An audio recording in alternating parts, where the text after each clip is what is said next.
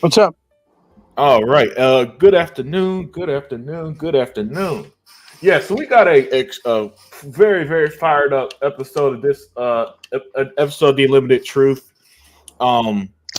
Yeah. We got a lot to talk about today. Because everybody, as you this, you know what?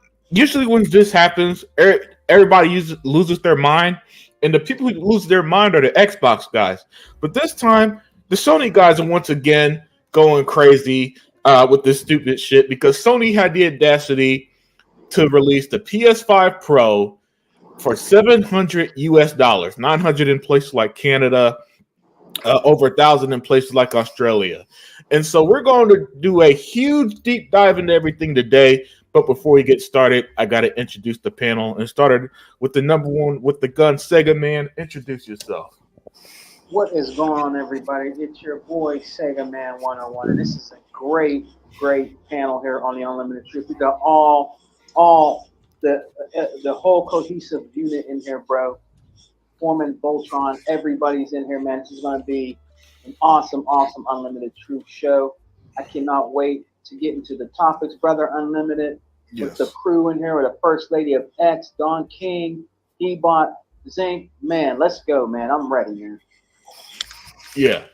And next up, the First Lady of Chat, Daya. And what's up, Toolman and Shizno? Thank you for joining. But Daya 4568, introduce yourself. Hello everyone. I'm Dia 4568, First Lady of Chat. Glad to be back with my panel and my friends and my second family. That's what I consider them. Yeah. Glad to be with you guys in chat, and I'm really excited about this topic because to me this was like a nuke that hit out of nowhere. So I'm really itching to get into it. Yeah, definitely, Daya, definitely. The man who represents the chat, Other Zinc, introduce yourself.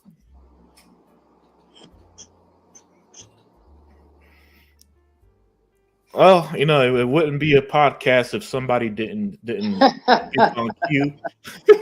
So he bought the world's most powerful gamer. Introduce yourself.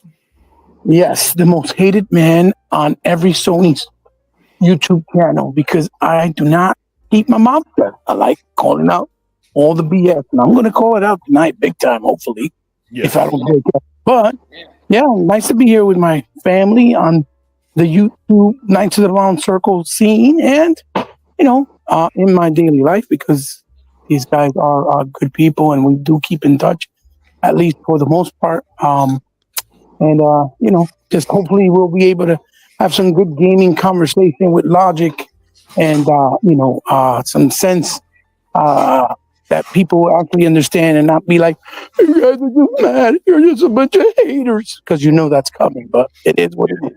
Oh yeah. The stupidity's here already. But there's no lead. Can you hear me now? Yeah. Oh yeah, Zinc, I can hear you. But yes, a Cipher Type 1 box remake Station 5. Thank you for joining, guys. Zinc, introduce yourself real quick. Allow me to catch a limit. Are you kidding? Yeah, Zinc, man, you're botting on us. You're botting, brother. Oh, great. You're in outer limits. Yeah. So, other Zinc is here, but I do got to move on. So Zinc, but you will be able to speak, Zinc. And last but not least, and the reason why I introduced him last because he wanted to go first, so I'm officially passing the mic over to you to the artist formerly known as E-Rock X. Introduce yourself and get the show started. Hello. Oh man, how's everybody doing? It's great. It's great to be here on the Unlimited Truth once again. Great to see Dear, the First Lady, in chat. Our boy Other Zinc, or as Sega Man calls him, Outer Zinc. He bought Sega Man. Tuck is out there somewhere. It is a full cast tonight. All hands are on deck. And hopefully, all hands will be on deck in about a year when Sony's making that conference call saying they are closing down. Hey, man, I hope we are all on deck next year. I'm going to crack my champagne. Outer Zinc is going to crack his Muscatel or his Thunderbird, because man, guys, we had heard for some time that there was a PS5 Pro in the works, but I thought it was a rumor. You know what I mean? I heard the scuttlebutt from people that I talked to on Instagram and on social media about there being a mid-generation refresh. And I said to myself, I hope there isn't a mid-generation refresh, because, these consoles were supposed to be future-proof, but I'm going to get into that in a second. Mark Cerny made his technical presentation the other day, and you guys know me. As a former PlayStation guy who owned a PlayStation 1, 2, and 3, I really don't care what goes on over in PlayStation land. The only time I even talk about this stuff is when we talk about it here on the Unlimited Truth or any one of Sega Man shows, or in the past when we talked about it on the previous Exiled podcast. Gone but not forgotten. But Mark Cerny, who looks more like Dana Carvey and looks more like Dana Carvey's character from Saturday Night Live, the church lady. Well, then, hello there. He has this little technical presentation yesterday and shows the PlayStation 5 Pro, right? And among many things, the biggest thing that stands out is right there on the screen. $700. $700. This is, out of all the outlandish things I've seen in my life in gaming, we have never seen anything like this, or a company have the audacity and the temerity to release hardware this expensive. This is almost unbelievable to me that this is happening. So I took down a lot of notes, and I usually don't take E-Rock, I'm sorry to cut you off, but on screen, which one is Mark Cerny? Which one is David Carvey? Dana Carvey's on the right. Dana Carvey's on the right, but they both look the same. They both look alike. Yeah, Wow. That's funny. Funny. Yo, one thing, remember, not since the Neo Geo haven't we seen something this retarded. Yep. Not since the Neo Geo, not since the 3DO, not since every console that has failed. This is unbelievable to me. So I took down a lot of notes yesterday. Why I usually don't care about this shit, but this was so absurd, and the meltdown that was happening in real time on YouTube, over the internet, was just so hilarious that I had to take down some notes. So I made some observations. One, $700, probably the most expensive price point for a console since the Neo Geo or the 3DO. This is ridiculous. Two, my only takeaway from this is that, as you guys said, 4 years ago, Unlimited Production and He-Bot and Sega Man, and even Other Zinc, who's new to the cast, a couple of years ago, Other Zinc said, Mark Cerny basically flat out lied about the PlayStation 5 capability. And how do we know this? Because here is the PlayStation 5 Pro. So the PlayStation 5 obviously was a last generation console, as Other Zinc always said. And as he said it, I never really argued with him about it. But Other Zinc always maintained that the PS5 was a last generation console with mild ray tracing capabilities. So basically, as we had surmised 4 years ago in the Exile podcast, the Xbox Series X had caught Sony off guard. So it took Sony 4 years to catch up to the capabilities that the Xbox Series X can do inside this new box. The third observation that I made was, again, millions in research and development just to catch up with features that the Xbox Series X already has. Now, Mark Cerny in his presentation said that the PlayStation 5 Pro has a 69 or 68% more performance than the current PlayStation 5. He had 3 bullet points. That performance at 68%, something called artificial intelligence driven computing, whatever the hell that is, and advanced ray tracing features.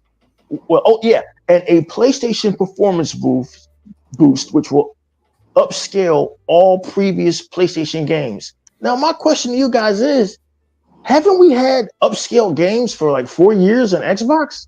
Yeah. Haven't we had ray tracing for 4 years in Xbox? Yes, Yep. I we mean, have. a game that recently has been maligned by gamers, including myself, Forza Motorsports. I've been playing a lot of Forza Motorsport lately, and I've had to eat my words because with the updates that Forza Motorsports has had, the game is amazing now. In case you played Forza Motorsports or left it alone, you need to get back into it because with the updates, they really have made that game a whole lot better. But like part of the main complaints about Forza Motorsport was did the game look kind of weird or dull? Well, that's because we never seen ray trace lighting in a game before. And now that we know what it is, everybody is finally appreciating this game. But I mean, we already had ray tracing. We already had performance boosts in the Xbox Series X. We've already had all these things. And you mean to tell me that the PlayStation 5 Pro is just now getting all these features? And Mark Cerny deliberately has given no specs about what's inside this box. So we don't know how many teraflops it has. We don't know what performance it has. So we can't do an apples and oranges comparison to the Xbox Series X.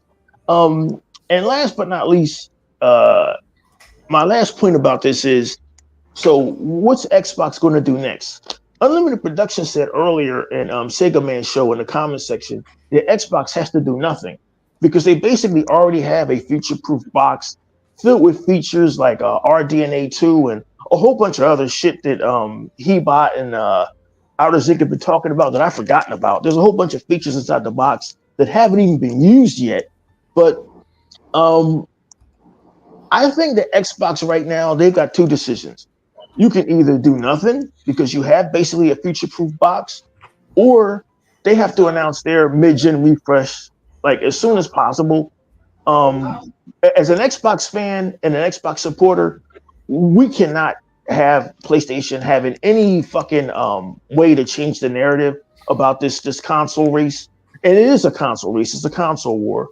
We can't have them doing anything to change the narrative or get the narrative back on what it was on back in 2013 to 2017 about 1080p and resolution. So all these things are going on in my head as I look at this. But the main thing I look at, again, is $700. Who is this for? Who's going to buy it? We've seen the games during the presentation. It's a mild performance boost. Who is this thing for? And who right now is going to damage control a $700 console? Oh, I know who damage control. His name is Jeff Keighley. Jeff Keighley. Jeff Keighley. Look at this on screen. This shout out to FaZe because he sent me this. Look at all these tweets Jeff did about the PS5 Pro. Oh my goodness. Look at this. He's on the Sony payroll, so that's one damage control right there. The guy who runs Summer Game Press in the Game Awards. Wow. I saw a video. I don't watch a lot of these videos, but I pick and choose what I want to look at because I need my YouTube feed clear of stupidity. Yeah. So I mean, and there's enough stupidity going on in America right now. You guys know exactly what I'm talking about. I'm not going to go there, but I saw one PlayStation fan saying, "Well, $700 isn't a lot to ask for what's inside the box," and I just look like, $700 is just $300 short of $1,000. And my last point I want to make, guys, before I go, is if this is the case and Xbox does follow suit with a mid-generation refresh, which Unlimited Production thinks they're not going to do, I don't think they should either. But if they do, we're going down a bad road. We're going down a bad road because gaming is supposed to be getting affordable, not getting more expensive. There's a lot of people out here who were barely able to afford these consoles when they dropped in 2020. Mm-hmm. A lot of us were only able to even get Xbox Series X's because Hebot was fucking trafficking those consoles back in 2020. Run a racketeering business. He was racketeering those consoles. But $700. This is crazy. And $799 in most places, and probably $1,000 or more over in Australia. People are losing their minds. Mm-hmm. Sony is out of touch. They're back to being, they never changed. This is proof that they have always been the arrogant, tone-deaf company that Hebot and I have always maintained they were for 7 years. For 7 years. And actually, before Hebot and I even met each other, we've probably been operating on opposite side of the fences for 20 years. For 20 years, he and I, in our own way, have been trying to tell the world about this PlayStation company for years. We've been telling them as far back as OneUp.com forums and GameStop forums and every blog and every chat room imaginable, and even in the earliest days of Twitter, possibly, Hebot and I have operated on separate ends, telling the whole world about this fucking company. This level of arrogance has not been seen since May 2006 when Ken Kutaragi, Phil Harrison, and Cass Arai presented the PlayStation 3 at E3 2006, and Ken Kutaragi told the world, "You will want to work harder to afford my PlayStation 3." He said that PlayStation 3 will instill discipline in children. No, I'm not making this up. Am I, Hebot? I'm not making any of this up. These are actual words he said. Absolutely not. They even said to it a straight face, "You are going to play at 120 frames." They're back to this level of arrogance to ask for this kind of money. Could you imagine if Twitter was around in 2006 and all the PlayStation fanboys be like, yeah, I just signed up for my second shift at McDonald's to get that PS3. There is no amount. Earlier, Sega Man said, "Well, you guys are going to have to mow a whole bunch of lawns." There is no amount of mowing lawns. There's no amount of second shifts at McDonald's. There's no look at this rate. The only people that can afford PlayStation 5 Pro is them niggas are stuck up in the space station. There's no way. There's no way. This is crazy. This level of arrogance that is displayed by this company. But we've been told that Xbox is the bad guys. Xbox, the guys who make gaming affordable for the masses with Game Pass. This level of arrogance is unprecedented. It's never been seen before since Neo Geo. It's never been seen before since 2006 with Sony themselves. But this is what they do. This is who they are. So there's levels to this shit before I go. Right now, there's sticker shock. I believe sometime today there'll be acceptance. And sometime tomorrow, there'll be the thousands of videos saying Xbox is done, Xbox is dead, Xbox is finished. So, I mean, if you're in the Xbox community, you might as well get ready for this. You might as well buckle up for this. I thought this shit was over. But apparently, Hebot and apparently, Dea, it's never going to be over. But with that being said, I would just like to tell the world, you guys are going to have to ride this ride without me because I can't deal with this stupidity anymore. The tweets, the fucking videos, Unlimited Production has maintained for the last 2 months that he is tired of the gaming community and the journalist community and gaming at large. And I have to agree with him 100% because the damage control and the stupidity you're about to see because of this overpriced fucking box that it only slightly competes with the Xbox Series X is going to be something that we've never seen before. But here it is, man, the PS5 Pro. Am I shocked? No, I'm not shocked. I just had to take down all of these notes because it was so much going on at once that I needed to get my thoughts together before I came on here and said, this is the biggest slap in the face to every consumer and every gamer and every PlayStation fan that's out there that have worshipped this cult and supported this cult the last 20 years. This is basically a FU to all you guys saying, look, we got your money. We're going to keep getting your money. And here it is, a $700 box that only now does what the Xbox Series X does. The console that you went on Twitter and said was trash for 4 years. Now we made a clone of it. And there it is.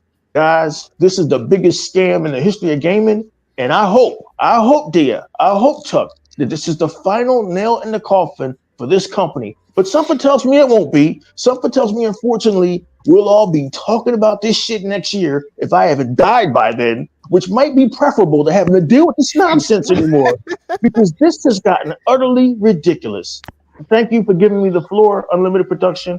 Guys, have a good podcast. Oh man, yeah, that was fantastic. And shout out to Adidas020 for the super chat. He said PS5 Pro, price ripoff. Yep. Look, man, there's a reason that that we're talking about this, man, because this is absurd.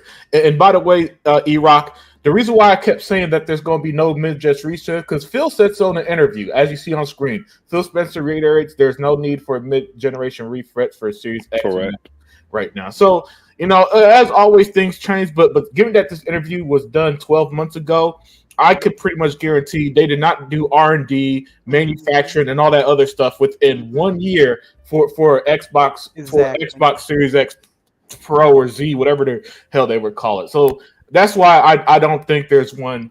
And they're just going to ride the generation out with the Series X and S. But you're saying Xbox didn't know this was coming? They had to have known this was coming. They knew it was coming. They just didn't care. Yeah, No. yeah. Wow. They Do had I a sound superior okay? product. Yeah. Their Wow. efforts are probably in whatever the next Xbox is going to be, the next generation one for 2026 or 2027 is my assumption here.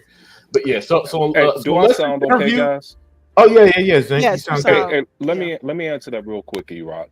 The thing is, there's not going to be a mid-gen refresh. If you listen to Mark Cerny, he snuck it in there and he said Gran Turismo is targeting 60 frames per second.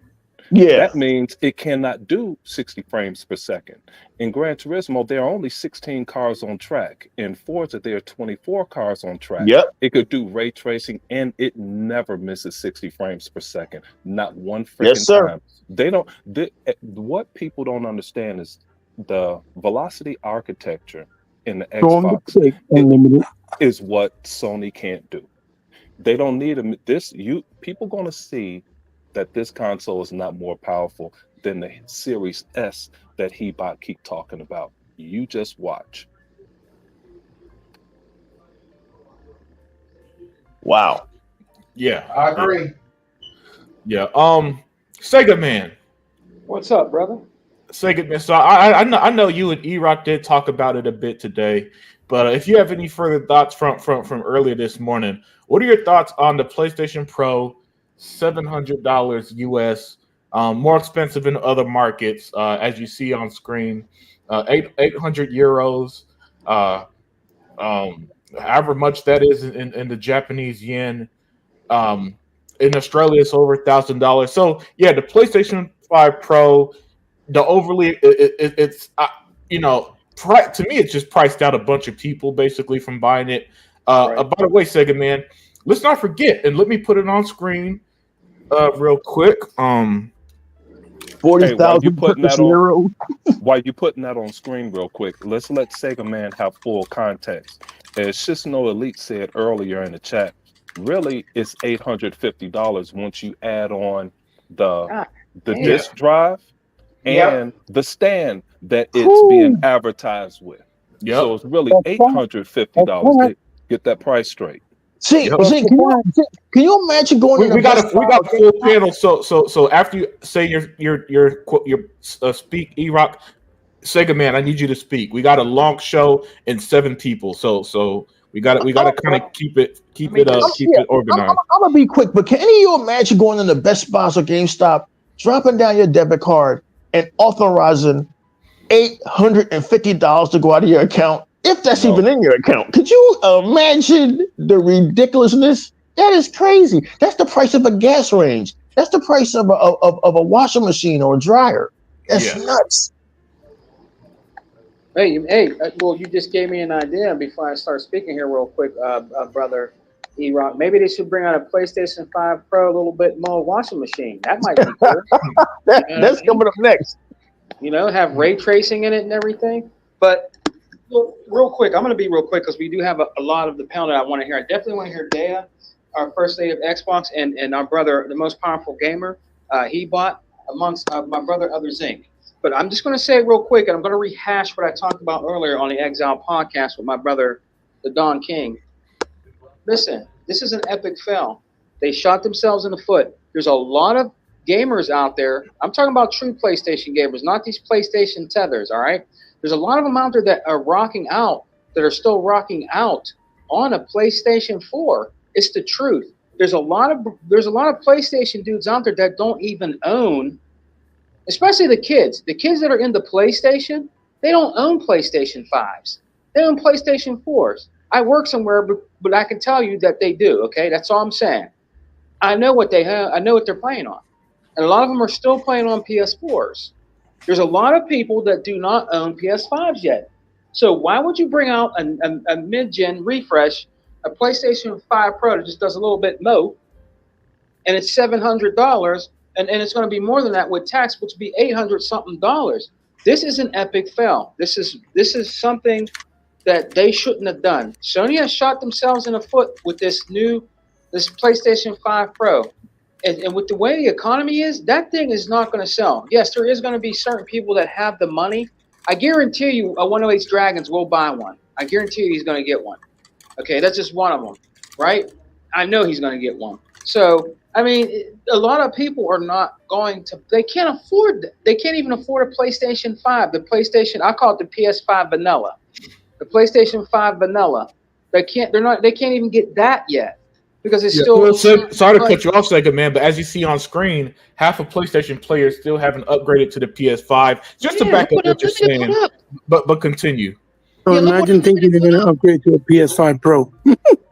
Yeah, this is what I'm talking about, brother Hebot. And real quick, and then I'm gonna finish and land my plane. This holiday season, okay, that is an epic fail. There's nobody that's gonna buy that. You might get a few people that might buy this for their kids or whatever because they have the money, but the majority of people that are into gaming, they're not gonna be able to afford that PlayStation 5 Pro. They're not, and there's people that are not probably gonna be able to get a PS5. They might be able to get a PS5 during a holiday because it might come down some, but this Pro, it's a no-go. It's an epic fail, man. There's a lot of people that haven't even implemented into next-gen gaming like we are all on this panel that we're doing with the Series X's and S's and stuff like that. You know what I mean? This is an epic fail, bro. This was the wrong time to bring this out and do this. This is just utterly, I think, stupid for Sony doing this. Stop bringing out hardware, Sony.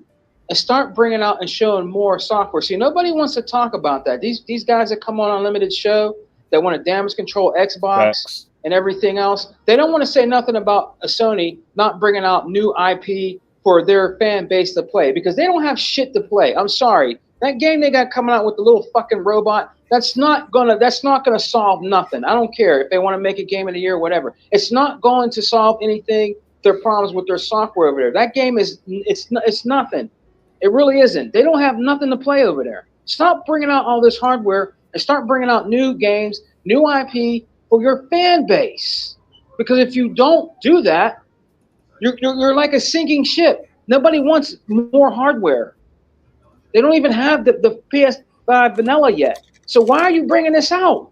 Bring out new games and show new stuff for your console. But they keep bringing out all these peripherals, all this hardware, and they're not even bringing out software. Software is king. That's what keeps your console and your brand alive. It's the software. It's not the hardware. And I land my plane on that, brother. Unlimited. I think this is an epic fail, brother. I think this is wrong for Sony to do, and I just think they shot themselves in the foot with this. I really believe that, man, and I think they're desperate. Because they don't know what to do anymore. You know what I mean? Their software is garbage right now. They don't have nothing to play over there. It's an epic fail, bro. That's what I think, Unlimited. That's my opinion on it. Excellent points there. And the last thing I want to back up what you said at the end about how they should release more games, this and that. I'm struggling to find an article to put it on screen, but back in years ago, the former Sony, I don't remember which former exec, but it was at the start of the PS4 generation, said that Sony was going to make less games and release less games. This generation, so when people cry out, Sony needs to put out, that's not going to happen, guys. They took everything you're seeing, a lot of the stuff you're seeing, they told us this stuff years ago, right? The problem is that nobody wants to listen to Sony. And they just want to listen to whatever gets them emotionally riled up. Sega, man. So Sony's not going to release a bunch of games. The PlayStation library is nothing but the PlayStation 4 resold to them. Hell, half the game, I think every game they showed that's going to be PS4, PS5 Pro enhanced, Sega, man, was on PlayStation 4 originally. You know what I'm saying? How many times does the fucking Last of Us? How many fucking times does that game need to be shown from Sony? Like if that thing was a cow, it would be dead. Because all the, you know what I'm saying? That shit was milked to oblivion. But let me move on to Unlimited, real quick, super quick. And on top of that, what Sony's doing right now, you're big on a PlayStation 5 Pro that just does a little bit more. But, they're the ones holding back gaming. because you're still playing shit and making stuff for PS4. You're still Yeah, bringing that out. well, how can they move on, Sega man? Where I just had the damn article on screen. How can they move on when where is it? Ah, here it is. Yeah, how can they move it on when half of PlayStation users aren't on the PS5? Yeah. You know what I'm saying? On So the there's PS4, nothing to you're move holding on back to. gaming. Yeah, You're holding back gaming. It ain't and Xbox. then to make things worse, Sega man, the reason why they haven't upgraded because they're waiting for the PS5 to be $200, $300 like most console generations are. But Right. the PlayStation 5, but instead of getting a price decrease, the PlayStation consoles have increased, and now they're selling the $700 PS5 Pro. That's why this shit is dead. But let me move on to Daya 4568. I need to get your thoughts on this. Hey, Unlimited. Let me say this real quick, and Dia could tie into it. This will be real quick. Unlimited is sitting here withholding information. He knows why they raised the price. Sony has to subsidize the lost revenue from not having Call of Duty exclusive. When you find a company with no software, because that's how you make money, they raised the price of the regular PlayStation in Japan. Now they come out with this new PlayStation to raise the cost $200. It's not $200 of innovation in there. They raised the price of the controller. They're finding ways in the accounting department to say, hey, how can we supplement the cost that we're losing right here? I know, let's raise prices. Dia, go ahead. Yeah, so Daya, you there? Yeah, I'm here. Okay, yeah. So Daya, as you know, the PlayStation 5 Pro yesterday was officially announced. It is $700 USD, more expensive in other markets, like $900 in Canada. I was reading, as you see on screen, 800 euros. Wow. You know what I'm saying? Yeah. So Daya, we it's just, look at where gaming has gone, between the $70 games that people aren't buying, especially the PlayStation community is not buying games at that amount.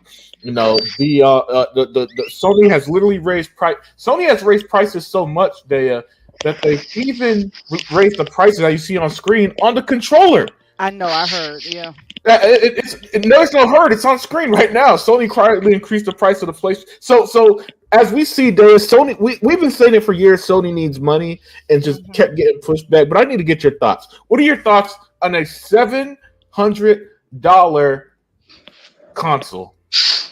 Okay. When I saw that, I'm going to take a different approach from you guys.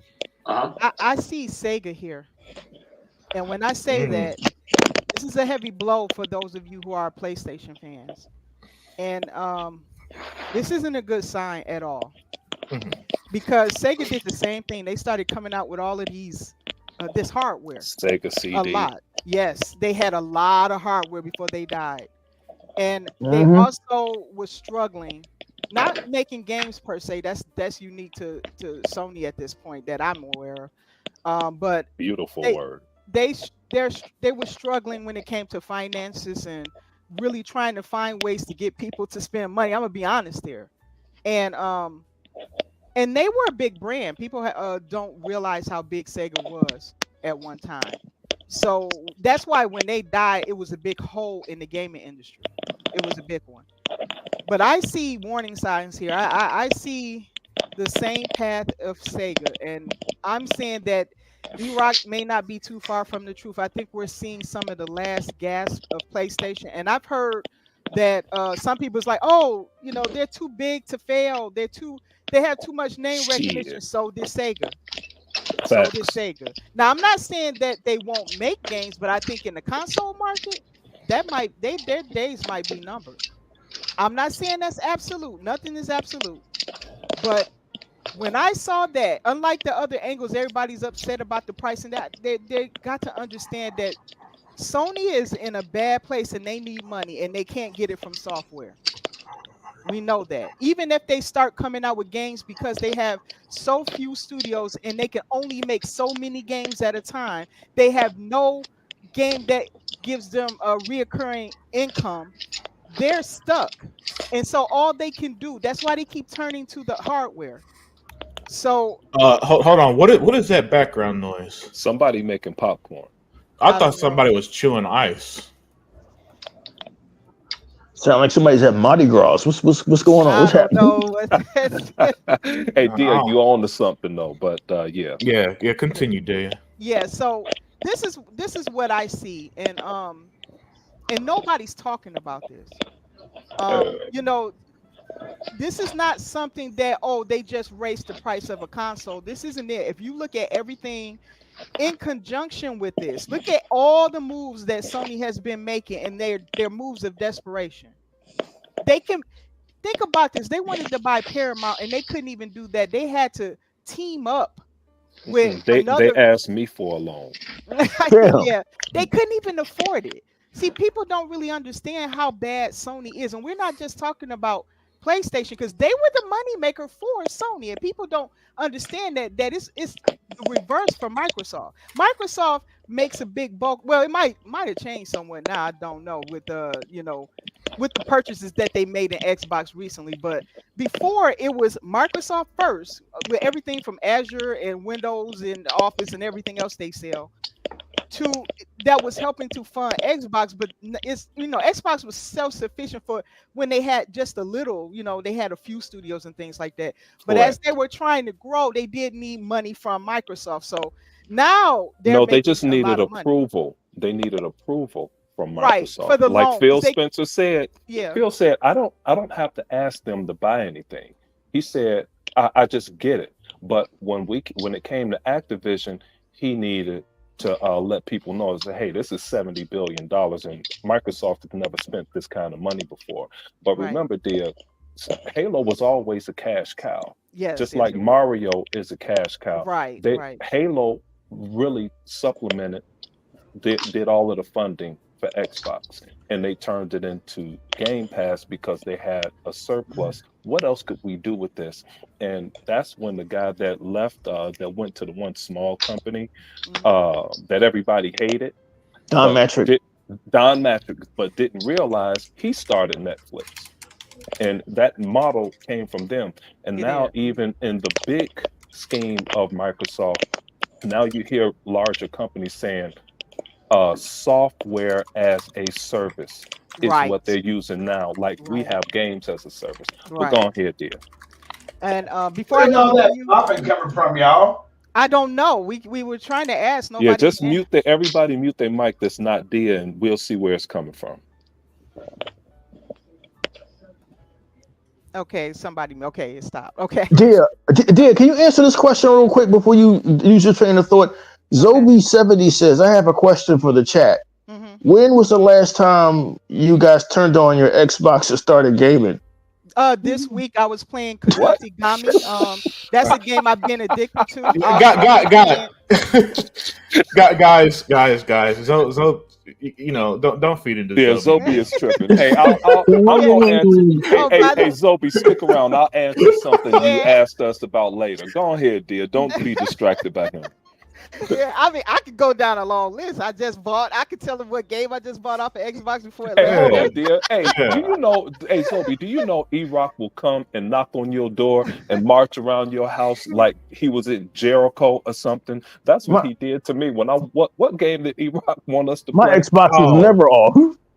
Yeah, yeah, I yeah. game That between PC and Xbox, so I'm actually we torn game over between here, both. Zobi. But Fallout 76, another active game I've been doing, that's on my Xbox that I play.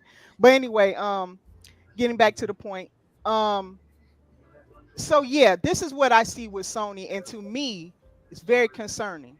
I think that they're very desperate right now. Nobody is talking about this, and I really hope maybe somebody in our panel can address this, because those of you who saw how Sega failed, maybe you can address this and see if you can back me on this. But Oh, this I'm is what gonna I address see. it as soon as Hey, I I'm was gonna hurt. address.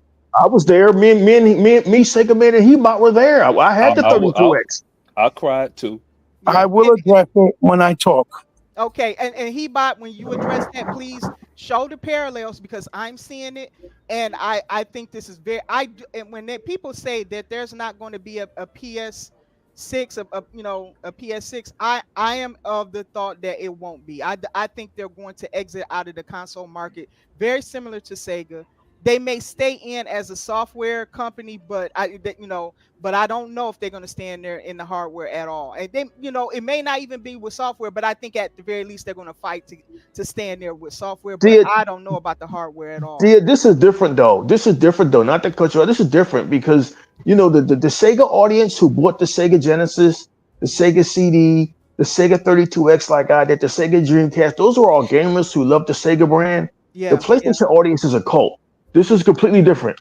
They will, mark my words, they will find a way to buy this thing and find a way to get on Twitter and tell you how much Xbox sucks now. Xbox is doomed. And I've never seen anything like this. Hebot and I have never seen anything like this in all of our years. Well, I've seen it, but I don't want to speak on politics. But I've never. This is a cult. This is a cult. Yeah. Hey, let me jump on E-Rock, and I'm going to beat Hebot to the punch and give it right back to you, dear.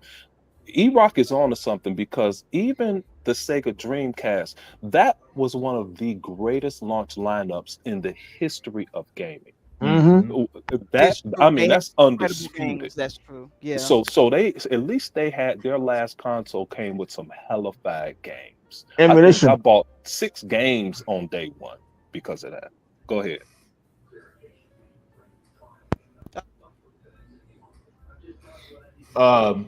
Dea. Oh no. Yeah, I'm here. Sorry. Okay. Yeah. No, Okay. we're sorry. Continue. Go ahead. Yeah, continue, Dea. Okay, so to wrap it up, I don't want to take up too much time here. Yeah, so I want everybody in the chat and on the panel to think about this and understand that, we can look at it from the cost perspective. We know this is bad. We know that Sony is not, well, they know about the economy. They're well aware that they're not stupid. They're doing this because this is their survival and they're making moves of desperation. And I just implore people to really look at what you've seen Sony do since this gen started. Look at every move they've made, whether it was raising prices on their services, just recently with their controller, now with this PS5 Pro. Look at how they raised the regular PS5. People forget that. Don't forget about that headset that Unlimited bought. Yeah. I mean, and you could get the portal, but I think the portal, but you had to buy separate. Yes, like headset. Headset, earbuds. Everything is about getting whatever money they can, and that is not a good sign for any company. You name any company that acts like that. And although people have said Microsoft is behaving greedy, no, they're not. They're looking at the economy and trying to keep their companies afloat because they're trying to stay ahead of inflation. So there's a difference there. But anyway, I'll land my plane. That's it. I'm done. I'll pass it on to the next person. Excellent stuff there, Dea. Absolutely excellent. Yeah, and the homie Zombie said, "How's Xbox going to beat Sony when the gaming media is behind Sony, just like they were with the PlayStation versus Dreamcast?" Well, the difference, Zombie, is that Xbox, the Xbox guys. Xbox makes money, all right. So that's the number one thing that keeps them fine, and why it's not really the same 1-to-1. The Dreamcast, and we're going. And by the way, that's going to be our final topic is reminisce over the Dreamcast because it has been 25 years since it released. So just a heads up there, we are gonna give our thoughts on that. But yeah, the Dreamcast was a fantastic console. Unfortunately, it just came at a bad time. But Tuck, you there? Yes, I am. Awesome. So Tuck, I know that you want to get your thoughts in earlier, and Sega Man didn't have you on the show, and there's a lot of stuff with that. But you're here, so now you can finally give your thoughts, man. Finally give your thoughts on the $700 PlayStation 5 Pro, man. And I know you got a lot to say. Because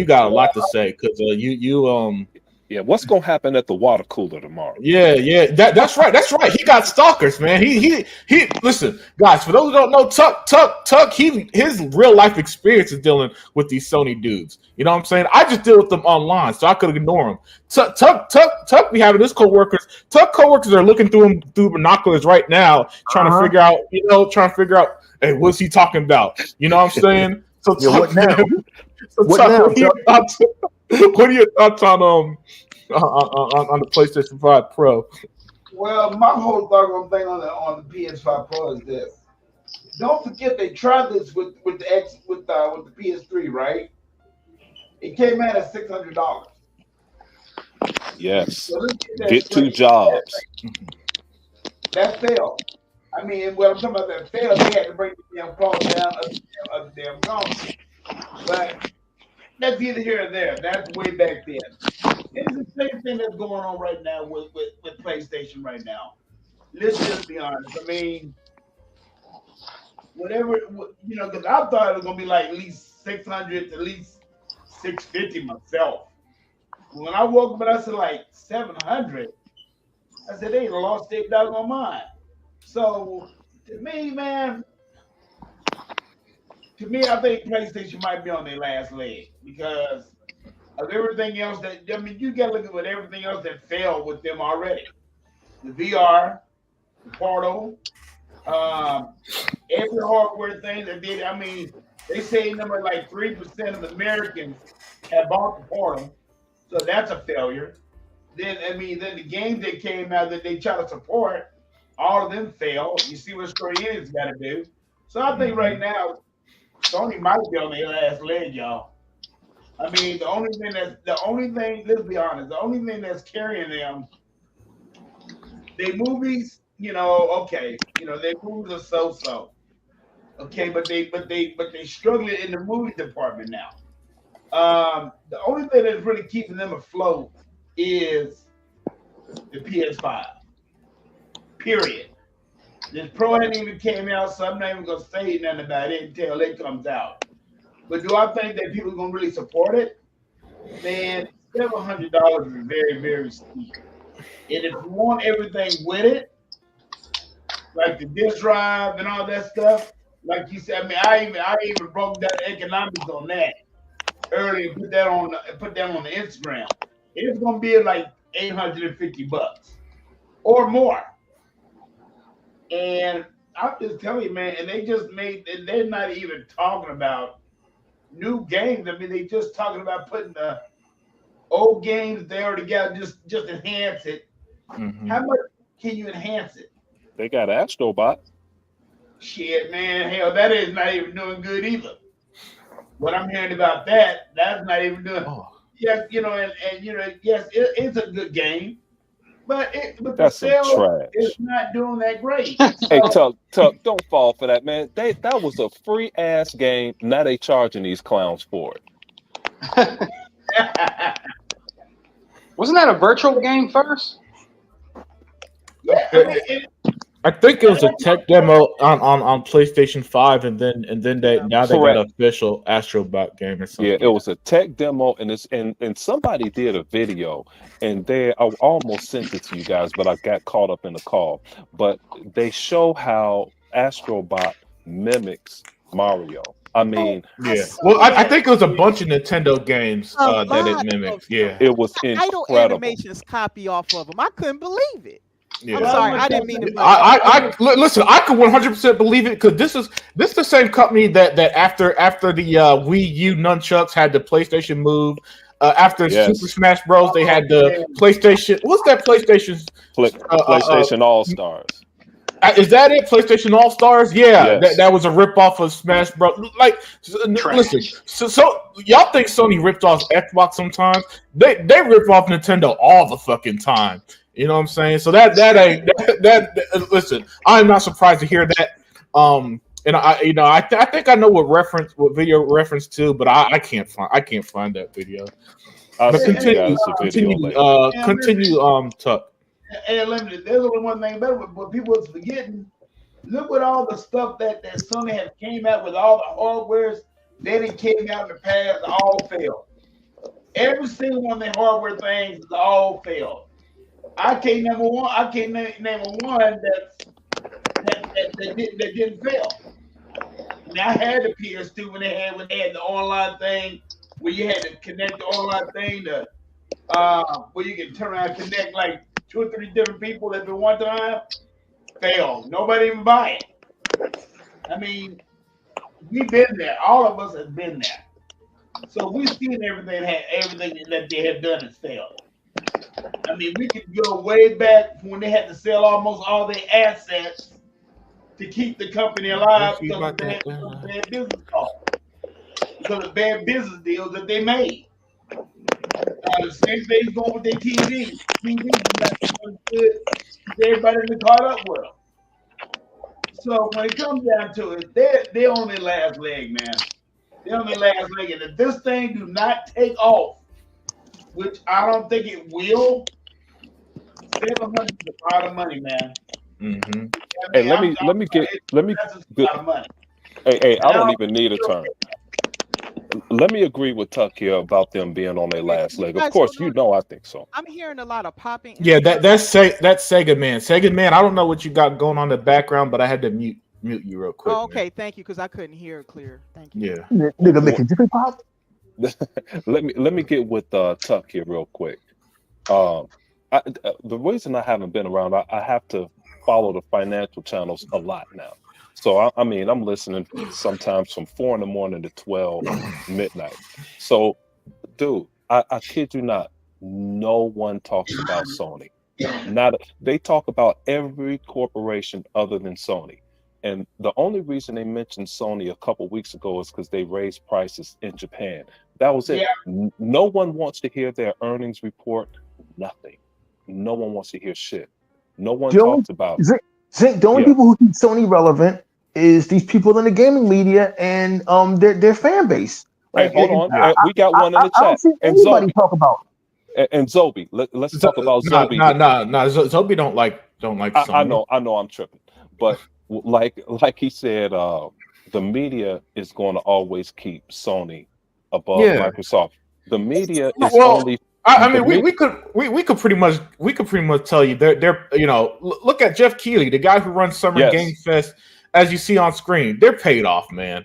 And if you're gonna live in denial seeing this shit, like this is an ad. What you see on screen of all these are tweets he did when the PlayStation. This is folks. This is called ads that you see on screen. All right, that's you know how you complain about the Xbox marketing. This is Sony marketing team right here. The only difference is that they didn't have to pay billions because Jeff is a fucking fanboy. Because he grew up with Sony and that's all he knows. And he don't want to let it go, and he don't want to let them die. That's all. It's what Hebot wants to say in perception, but perception cannot buy you a ZeniMax. It just can't. You perception is what they want reality to be when it actually it isn't. Like I think Tuck or somebody brought it up about, or Dia brought it up about recurring profits, and I said this about 2 or 3 years ago. Cars are going that way. Now you have a software package. I just bought my daughter a car, and they already want to sell you on Google. And when I was looking at different cars, they want to sell you the Google package and various packages now, so they could continue to make money even after you buy the main product. And Sony doesn't have an avenue like that. But y'all going here. I'm here for Perception sells consoles, but don't make those same consumers buy games. That's the difference. Because it's a popularity.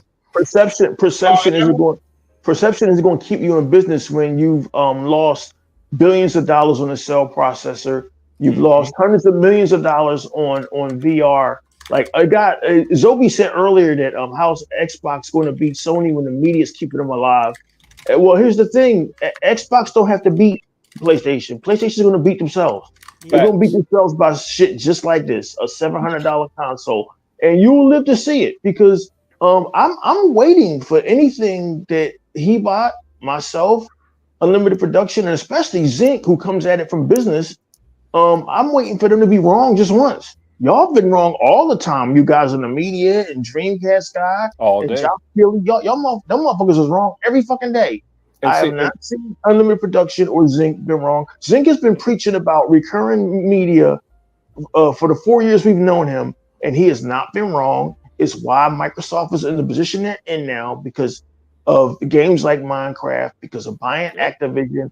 You can listen. I get it, guys. I get it. Y'all hate Xbox. That's great. well, you guys on this podcast just want everybody to love Xbox. Yeah, I used to, but now that I'm grown, it's like, nigga, I don't need you to like steak Yeah. for me to go steak. Yep. I don't need you to like what I like. You go on and keep being asleep.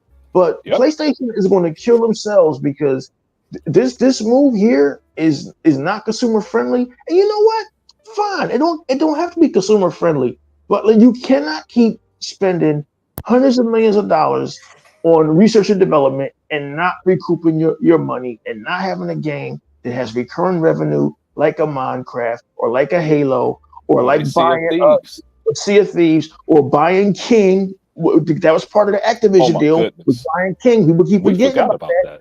People keep I forgetting agree about with that. King. King is such a big money maker. So Yep. y'all can hate Microsoft all day. Y'all can hate Xbox all day. The fact of the matter is, man, is that we're now just sitting and playing a waiting game. We're playing a waiting game. I'm hoping I'm around when this game is over because goddamn, it's taking a long time for Sony to die. But it's going to happen eventually. It's going to happen.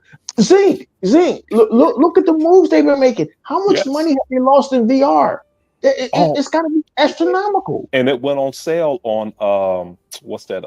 Amazon. And you know, and it's like back to perception and mind share. I like to use mind share. Hebot likes perception. They both mean the same thing. But the thing is, it cannot put money in your account. You know, No. you get the hype of Jeff Keighley and the internet blows you up.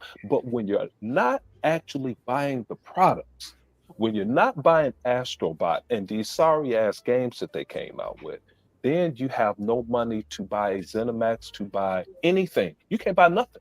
So, God, see, it's like this. It's like this. Dear, please cover your ears. I'm about to say some curse words. oh shit. Iraq, you pose with a lot of girls, man. You pose with a lot of hot girls. That must be great. Nah, man, I don't want to pose with the hot girls. That's perception. I actually want to get laid by the hot girls. There's a huge difference. There's a huge difference. Perception cannot get you laid. Perception cannot keep you afloat. And it's like Zink said. Zink said it perfectly. He's in the Financial Times more than we are. How come we never see Sony's financials? We never see them. I get it. They're not an American company, so they don't have to reveal that shit. But Well, they Zink is slipped up and they put a headquarters in California, so they had to reveal a few Oh, things. Yeah, they made a little bitty mistake, but no one, dude. Look, no one cares what they do, and it was evident when they were trying to buy whoever they were trying to buy. It was like, bro, your money is really, really short. How you gonna come up with these funds? You can't sneak your way around this. Lose 250 million with Concord. So what do you expect? Oh, I mean, see, you throwing you real lose rocks. you lose that money, then you gonna come up with the system, and and like I'm telling you, if it doesn't sell, they done. They done Man, because no telling how much they cost to turn around and put in manufacturing. I mean, you know it's gonna cost them on that. Tuck, they closed that game in 10 days. I know Unlimited would have a field day with that. Yeah. Anyway, go ahead, guys. But the thing about it is, they know that game wasn't gonna go nowhere from the get go. Okay. Now my friend, he would have talked about, well, he would have slammed it either way it go. I said, well, it don't make no doggone difference. That's still 250 million that they spent on that game. And don't tell them how much it costs for them to buy the damn studio. Let's get this straight. They bought the studio. So the studio is theirs. And then they went out there and bought that. Then they went on there and purchased this game for 8 years. So when it comes down to it, Sony's in a lot of trouble, man. Physically, financially, hey, I'm even gonna put spiritually in there too. they sold us hurt. Man, I'm just saying, look what everything went on to this year.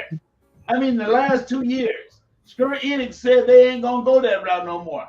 And thank God they got a brand new CEO in there that is distributing that. He's saying that they can't do it no more.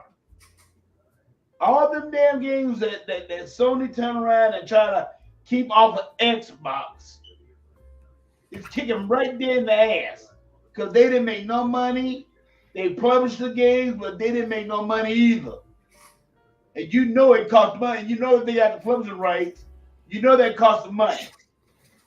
That cost them money, and they didn't see their group on that money at all. So when it comes down to it, fellas, Sony's in a world of hurt. I mean, like I said, TVs ain't selling worth shit. Everybody already caught them up on the damn TVs. The movies, okay, if you want to say about a movie, okay, you can say that, okay? But everybody knows what their bread and butter is. Their bread and butter is the PlayStation. And they Iraq, like you said, how in the hell can you support the PS4, PS5, and a PS5 Pro? You can't do that. I mean, one's gonna have to go, and it's gonna have to be the PS4. But what you gonna do with them? What you gonna do with them? They might not never be ready to upgrade to the PS5. I'm just being serious because everybody. Don't worry about it. It's $700. I mean, and this junk that's gonna come out for $700, ain't nobody gonna want that. I mean, yes, you're right about one dollar thing, E-Rock. Yeah, the consumer will try to help sell the PS5 Pro, but in reality, they gonna have to do this on their own. Hey, So, Tuck, I mean, you just do so damn much. You still hey, Tuck, go you out throwing too many rocks. book and buy the damn game, buy the system, and I don't see nobody doing it right now. I really don't. No chance, especially at $700. Hey, let's give. I'm gonna give this to Zobi right here. He said Xbox is getting destroyed by Nintendo, and he said something else. Hey, listen to this. Hey, Zobi, you do know Nintendo is only worth like 54 billion, right? Do you know Activision by itself is worth 70 billion? Bro, what are you talking about? Stop. When is the last time a Nintendo Switch dude brushed their teeth, man? Shut up, man. That dude don't know what he's talking about. Yeah, guys, don't let them derail this show like that. You know, don't. I know it's easy to get tied up and want to argue, but just trust me on this one. No, nigga, you spout an unprecedented amount of nonsense when you spout more nonsense than Donald Trump. So that's where you at, Zobi. That's where you at, Zobi. You up there, nigga. So ain't nobody. We're not gonna feed that troll tonight. Yeah. Look, the show's been too good, and I listen. I'm not 100. I don't like that shit. So, Zobi's a cool dude, but don't get too wrapped up into that. That's all I'm saying, man. But you got anything else to add there before I move on to Hebot? I mean, the only thing I gotta say about this, I mean, man, if they do go out there and buy that damn system, if they do, okay, and let's say like they don't come out with any brand new games next year, we got the same old what they're gonna do this year. They got the same damn old tired ass games coming out that's going to enhance that system, and that is it. But if they do not, and I think they're in a place that right now they really can't. They lost $250 million. Which color is in shams right now? Bungie is in shams right now. So, and I mean, and the thing about it, let's be honest. What you call that? Helldivers 2. I haven't heard nothing about that damn game in a long ass time. I forgot about Bungie. So I mean, they lost money. You talking a bunch of nonsense because Wukong Black Myth saved them. So you talk a bunch of. Well, no, they didn't save them. They didn't say that. The PC saved it. The PC saved that. We know that's how they acting though. We know, Tuck. We know. Yeah, like they act. Hell, but when that game eventually comes to Xbox, they can't claim that no more. The only reason why they claim that because that's how they want to do it. But can't claim Tool man ain't shit. That game is coming. Oh. That's so bad. So, hey, What they say? What they say? He about better talk soon before he run out of gas in his car. What I'm really saying is the hell with Sony, the hell with PlayStation, and the hell with their fans.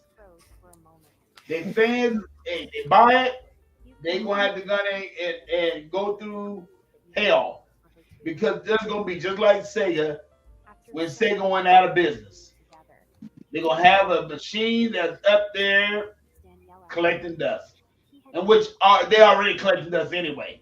I forgot they got over 61 million something out there, but nobody ain't playing games. So I'll leave it at that. Awesome stuff there. Tuck, man.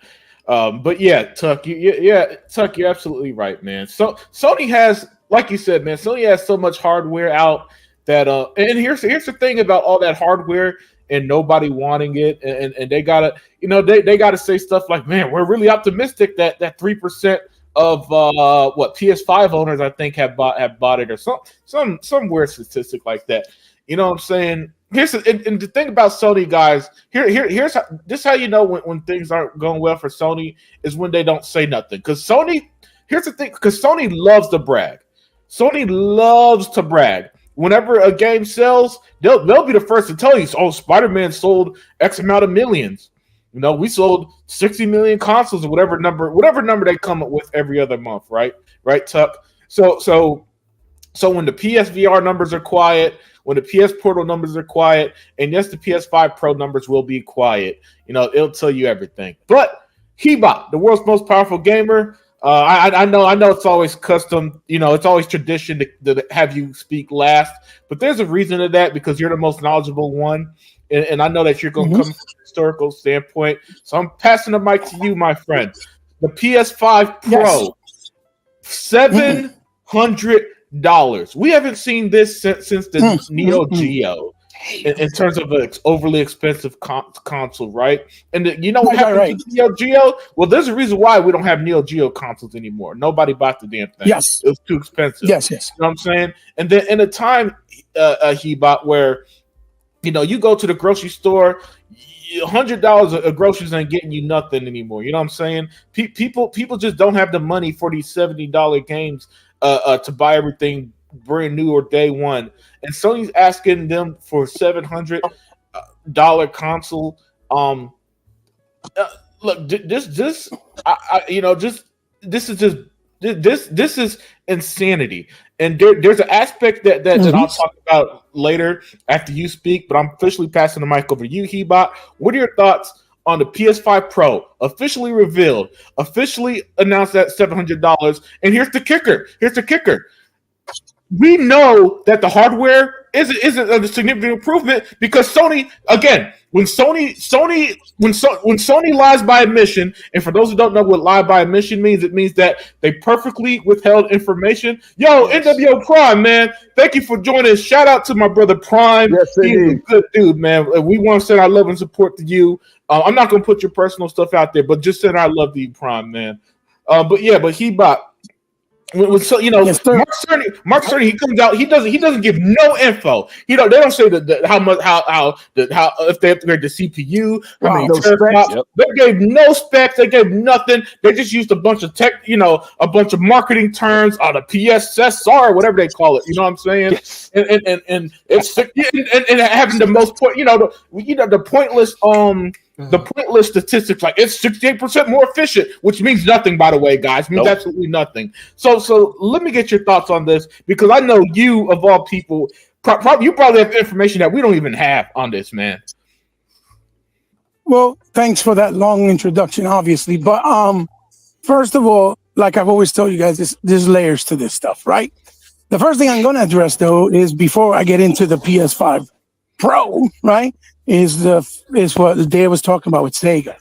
The biggest difference with Sega was when they were doing the CD, right, that was an extension to the Genesis. They were trying to actually discover the future of how to make games cheaper, and that this format was actually that solution. So they were doing trial and error by bringing out an expansion for the Genesis to upgrade it to see how well it would work, because they were already in the works to do this Sega Saturn, right? But then, obviously, because of price point, because it was still brand new technology at a time where, you know, you never saw those kind of prices at $299, it didn't do well. It didn't do well. And it didn't help that a lot of developers weren't incapable of doing games at that price for that technology at that time, because game developers didn't have a lot of money to be backed up by any of the companies, because that the game industry at that point was still considered niche. We were still considered nerds. We weren't looked at. It wasn't looked at as an art form. It wasn't looked at as something respectable or that actually, you know, required people with talent and a lot of work hours and ethics and good ethics to create something, you know, incredible. Even at that time, it was looked at just like people that read comic books, or just like people, you know, that like going to the arcade, right? We weren't the cool guys. It was the football jocks that were in school that got all the girlfriends. We didn't get them. You see what I'm saying? So they were doing that at that point because they were trying to evolve gaming. And then when they did the 32X, it was a pitch that was supposed to be scrapped.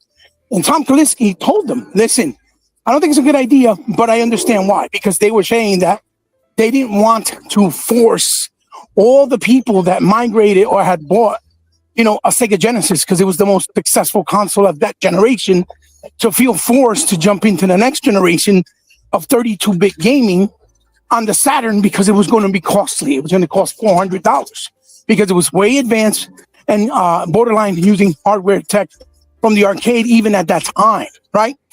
And then, you know, we all know that Sony came in from the first PlayStation, right?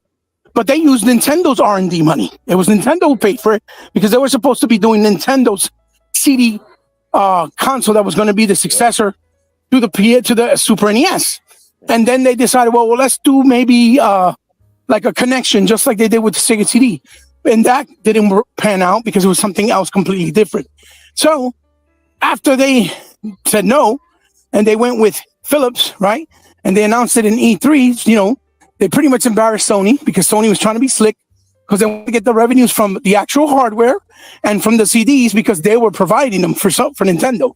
So essentially Nintendo making all the money, Sony was going to make more than Nintendo, even though they were the ones that fit the bill, and they did not.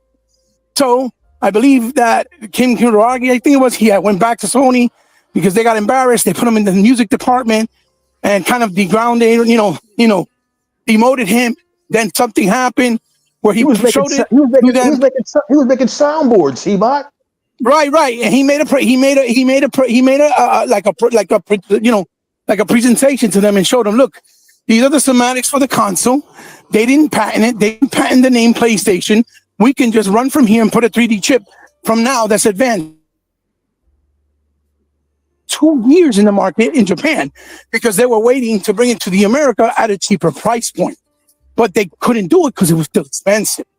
Now, keep in mind, Sony at that time was worth $900 billion at that time, in that point, because they were the world's biggest electronic company in the world. Mm-hmm. He-Bot, you still there? He-Bot? Yeah, I'm still here. Got to something Sony was doing good and sound system. I'm here. Can you hear me? Sony, you didn't have the best. We can hear you. Can you guys hear me?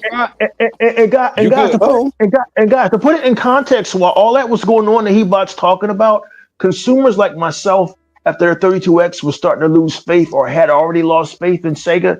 So we got to put this in context of how Sony just cleverly snuck through the back door. They did. Yeah. Did lose He-Bot? Because I'm not hearing him. Yeah, no, he dropped. He's back. He's back. He's back. Oh, okay. And all right, that Sega CD, it had 16 times oversampling that made our music play a lot better than anything. But at the time, because I was there, I was a huge Sega supporter. You got to imagine how that looks to consumers. Like we had the Sega Genesis. Then here comes the Sega CD, which I couldn't afford. Then here comes the 32X, which was $150 for that add-on, which I bought. And then no, it's not going to stop there, because now here comes the Sega Saturn. It was like, man, fuck you, get out of Yeah, here. that's the Sega was That's pumping exactly out what happened. hardware like crazy. You It know. was crazy. Hello. Yes. All right. Okay, we can hear you. So basically, what happened it was that they didn't want to force people to feel like they were migrating, and they had to forcefully get into the 32-bit because it was going to be costly.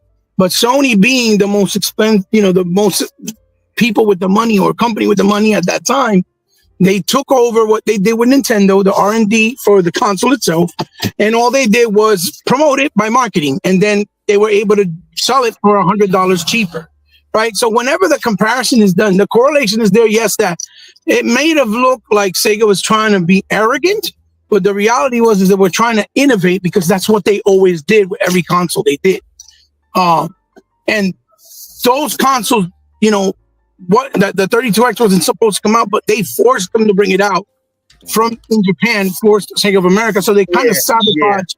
They kind of sabotaged Sega of America because they were upset that Tom Kalinske was having more success than them, because he was the one who told them, hey, why don't we put Sonic and pack them in on the Genesis, because Sonic was getting really big and popular, and it worked in their favor. And Sega of America, with the Genesis, became the top tier dogs at that time. They took 85% of the market at that time that Nintendo used to have, right? So that was a big deal. So that's the only thing I would say that's completely different. What Sony's doing, and what they've always done, is because they just think they're unstoppable because of the people that support them, from the media and from their fan base. They think they're like the creme de la creme, even though they know they came in the industry mudslinging, disrespecting the industry pioneers like Nintendo and Sega and Atari, disrespecting the gamers, not giving two craps. So all I can say is the promise of PlayStation 1 was what we're going to do this, we're going to do that. And the PlayStation 1, when you compare the games now to the Saturn, for example, they don't hold well. The Saturn games still do. Then you look at PlayStation 2. You compare PlayStation 2 game with, let's say, the Sega Dreamcast, and even with Xbox OG, they don't hold up well. The OG games from Xbox do, and so do the Dreamcast games. They hold up very well, right? Then the PS3, you look at the PS3 and you look at their games and how they ran, that only the videos were supposed to be at a 1080p, output. And then the games were really 520 or 720. And you compare them to anything on 360, the 360 was a much better, superior console.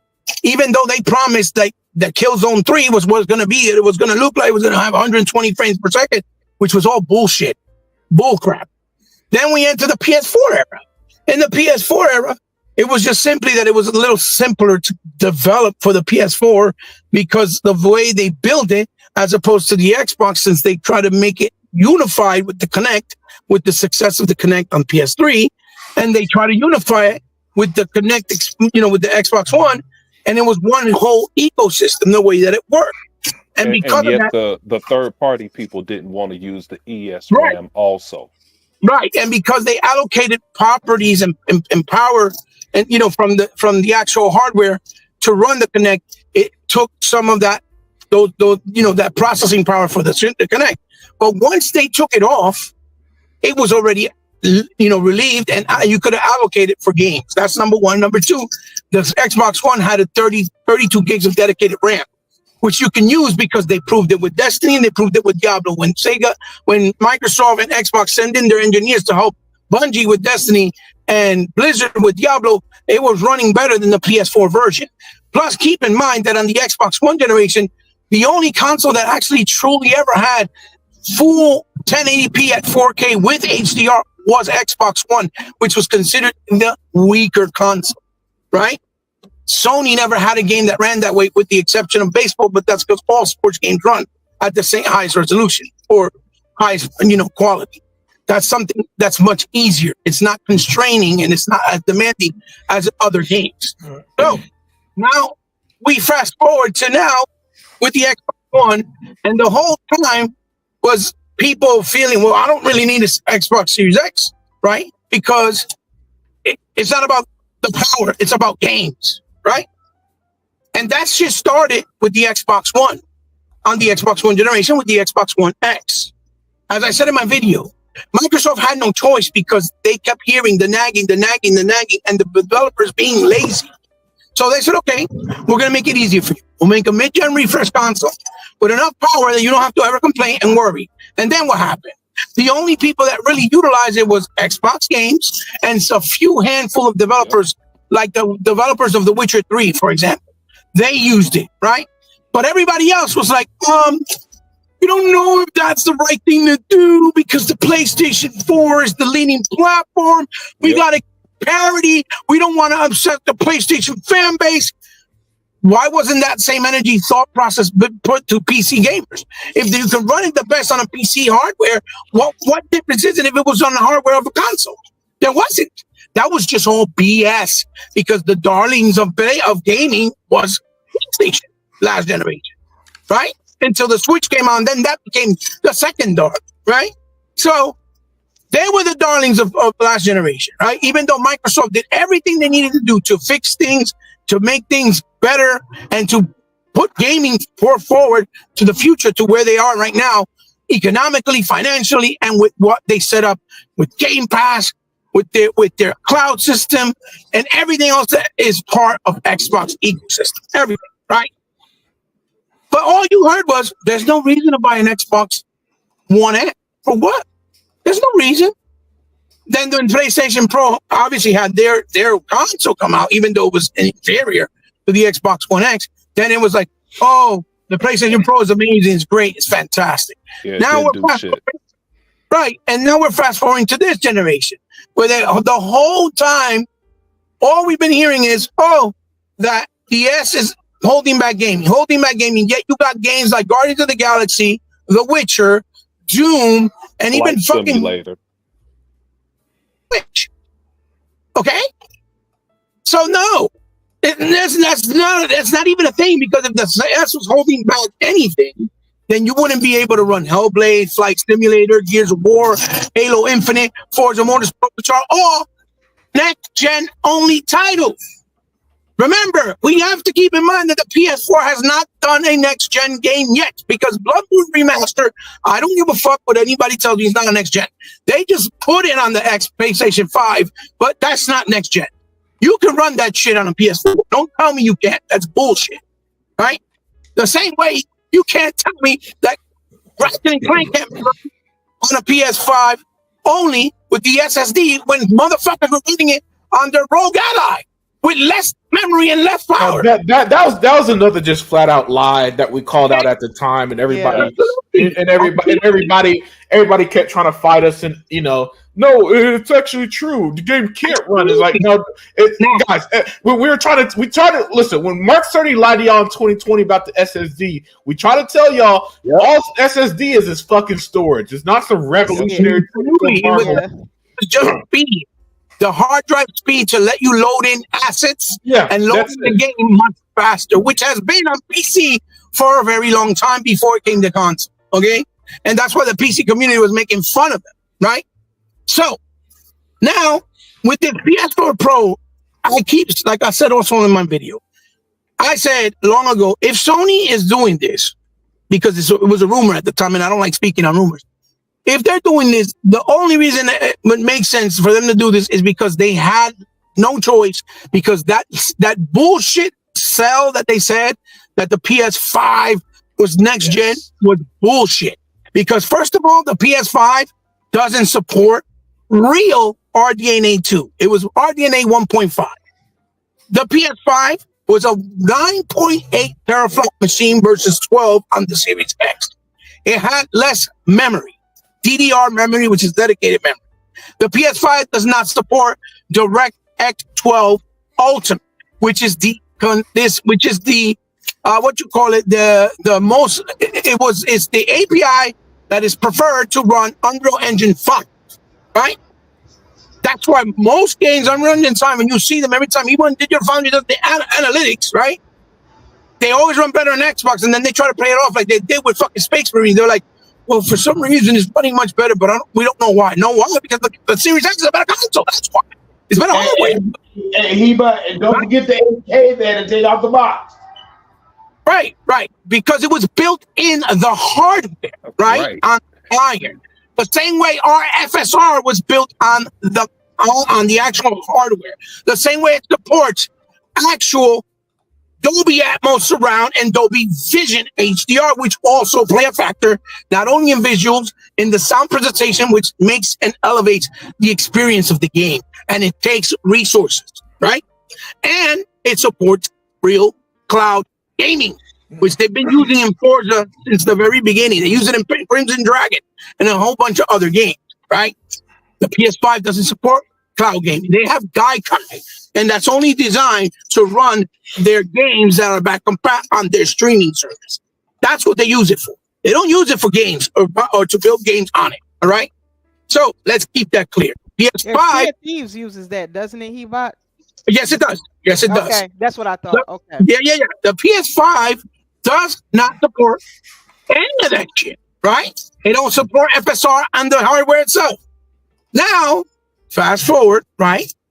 They didn't talk about more teraflops, more memory. No, they said that they heightened the GPU, right? And even Digital Foundry couldn't keep a straight face because they were trying to, because of the stupidity that Mark Cerny was saying, like they were trying to keep a straight face, but they were like trying to damage control at the same time. They all said the GPU is much more proficient, right? Because it's going to be better. It's 45% better, right? But still, the problem is the CPU is going to be the bottleneck because games mostly depend on the CPU, not the GPU, okay? Or the API for that matter, right? So now they're talking about PSRR, which is basically DSLL that works to help upscale resolution. It's like the VRR with the frame rate on a TV. It helps dynamic resolution to make it look per image, right? It's their interpretation of DSLL, right? It's not nothing big. It's an upscaler. The same thing like the accelerated ray tracing is also an upscaler, right? But remember that we already had Forza Motorsport at 4K 60 with HDR and enabled ray tracing in real time. Yep. Right? Which is what the picture I send you, Unlimited.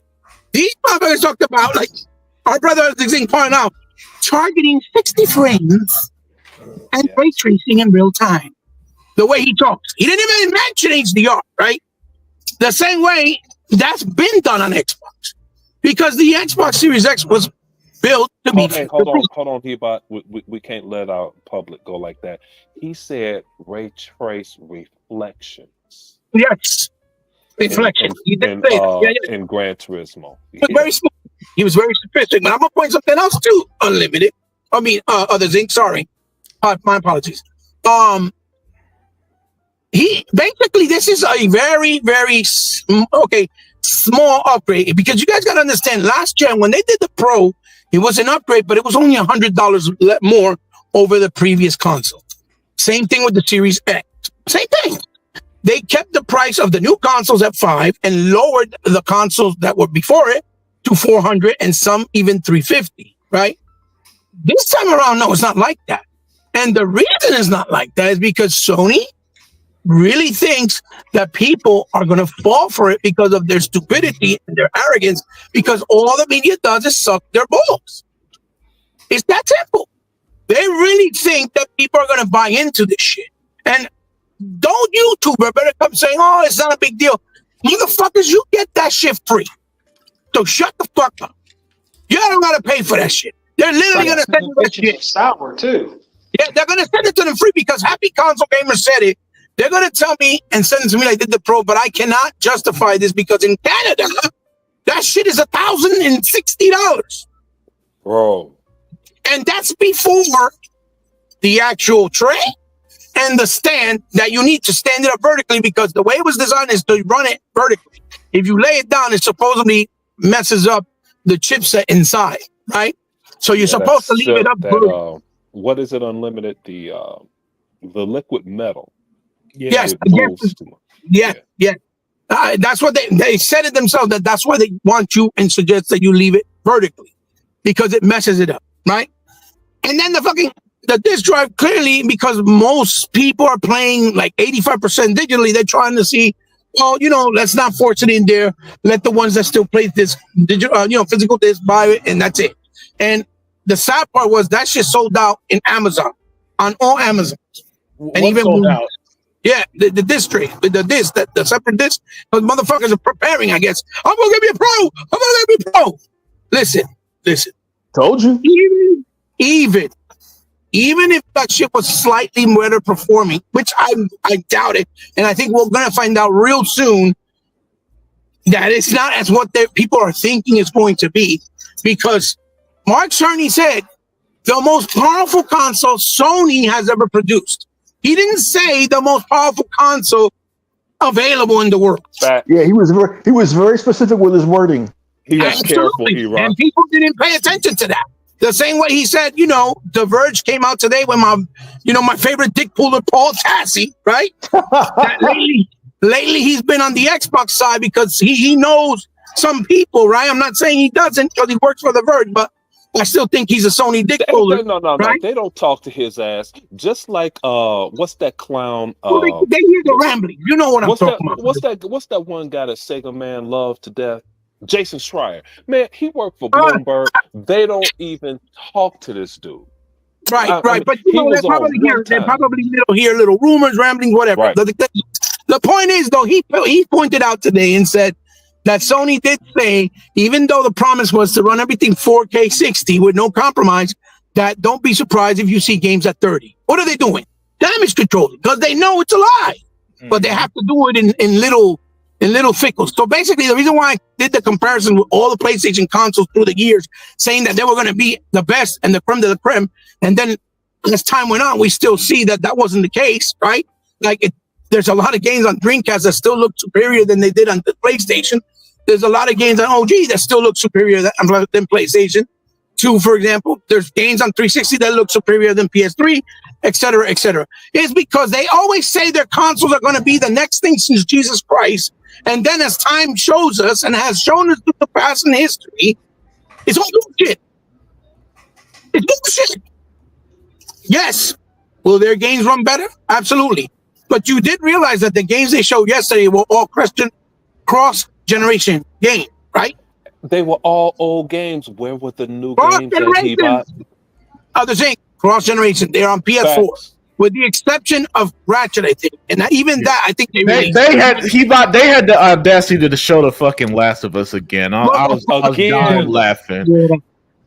That's what I'm saying, brothers. And then they were touting on their blog, it'll enhance all PS4 titles, 8,400 of them, as long as developers choose to do so. Very specific. So it's not that you're going to pop it in and the console's going to automatically fix it. But isn't that what Xbox has been doing for the last 4 or 5 years? Yeah. Hey, and just like Shishno Elite said, I'm not going to give Ratchet and Clank any credit. Shishno Elite said it best. Games have had portals for years. Man, Ratchet and Clank ain't doing shit. It's a last generation game. The thing, Psychonauts 2 does it as well. Okay? It does it as well. In a very, very different and more creative way. Okay? To be honest. Because we got to be honest here, right?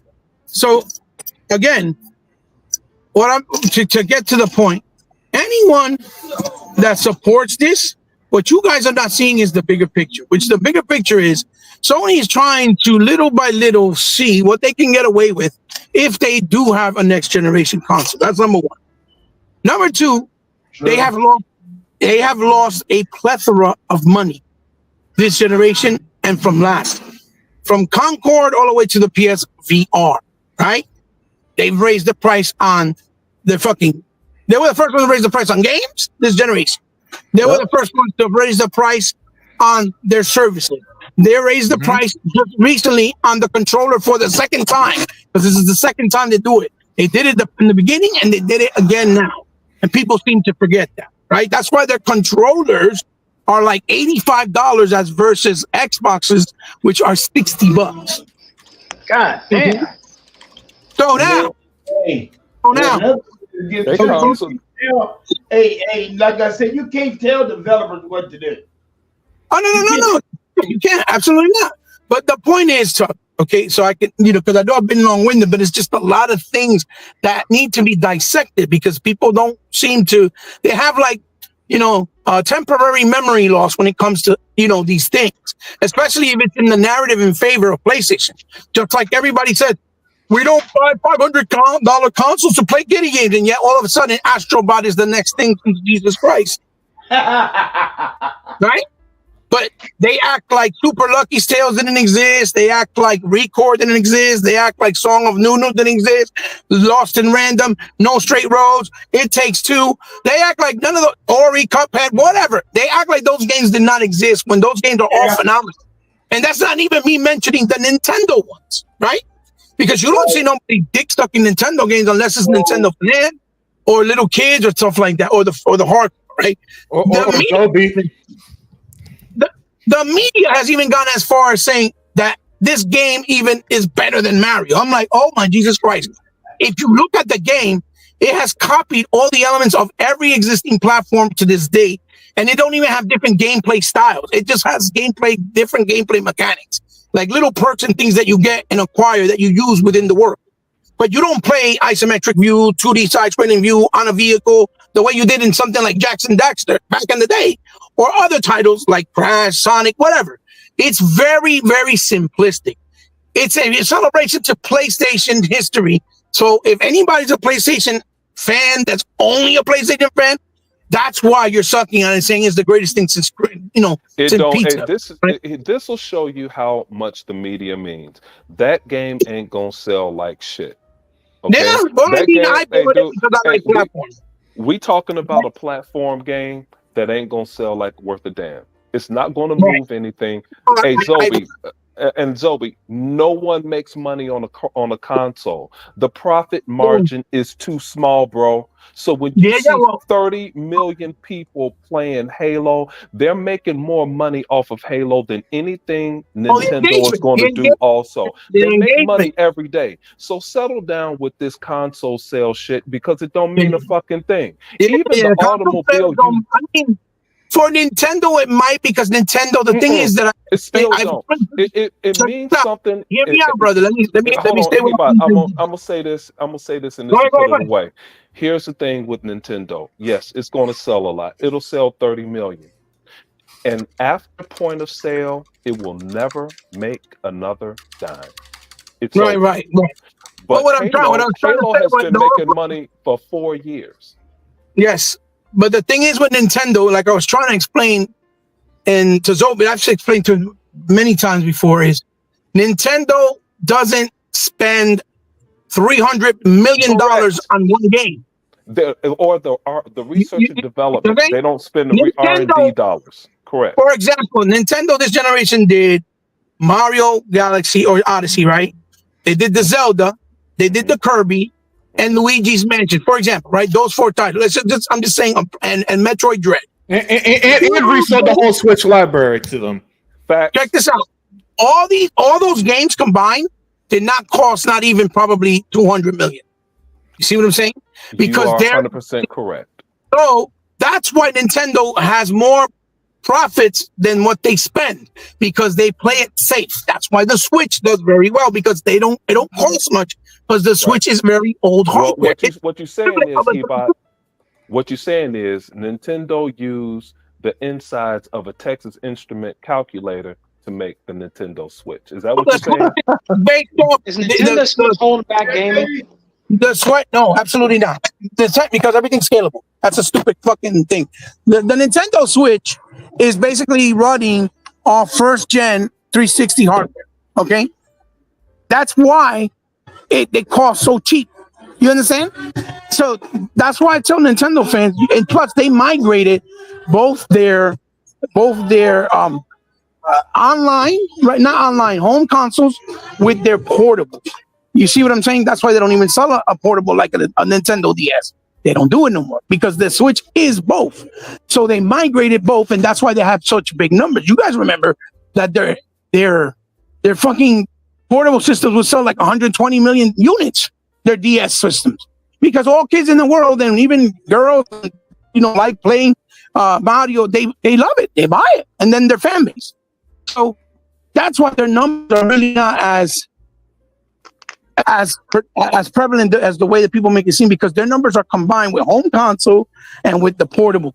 And I wouldn't be surprised the audience that bought their portables in the past are the bigger audience on the Nintendo Switch. Yeah, another thing I gotta point out, and I've noticed about Switch owners, they own multiple Switches. So a lot of people are recurrent, are people who bought the Switch and then bought the special edition Pokemon Switch, and then bought the special edition. Yeah, so it's not like So a lot of it is, and then by the way, a lot of them also own the Switch Lite and the regular Switch and the OLED. So that's like that's one person who bought the same. I guess bought the same product 3 times or something like that. Like Nintendo. Look. I know. The Nintendo fans they worship Nintendo and they think Nintendo do no wrong. But like Nintendo, Nintendo does a lot of shit that drives me crazy too. Facts. You know what I'm saying? And I for one don't like to let them slide. But this show isn't about Nintendo. You know what I'm saying? When that time comes up, I'm just using a comparison because people always love to say, but look at Nintendo. They're killing it. Yeah. Killing it because they're killing it because they don't take the risk that companies like Microsoft do. Exactly. How can you be killing it?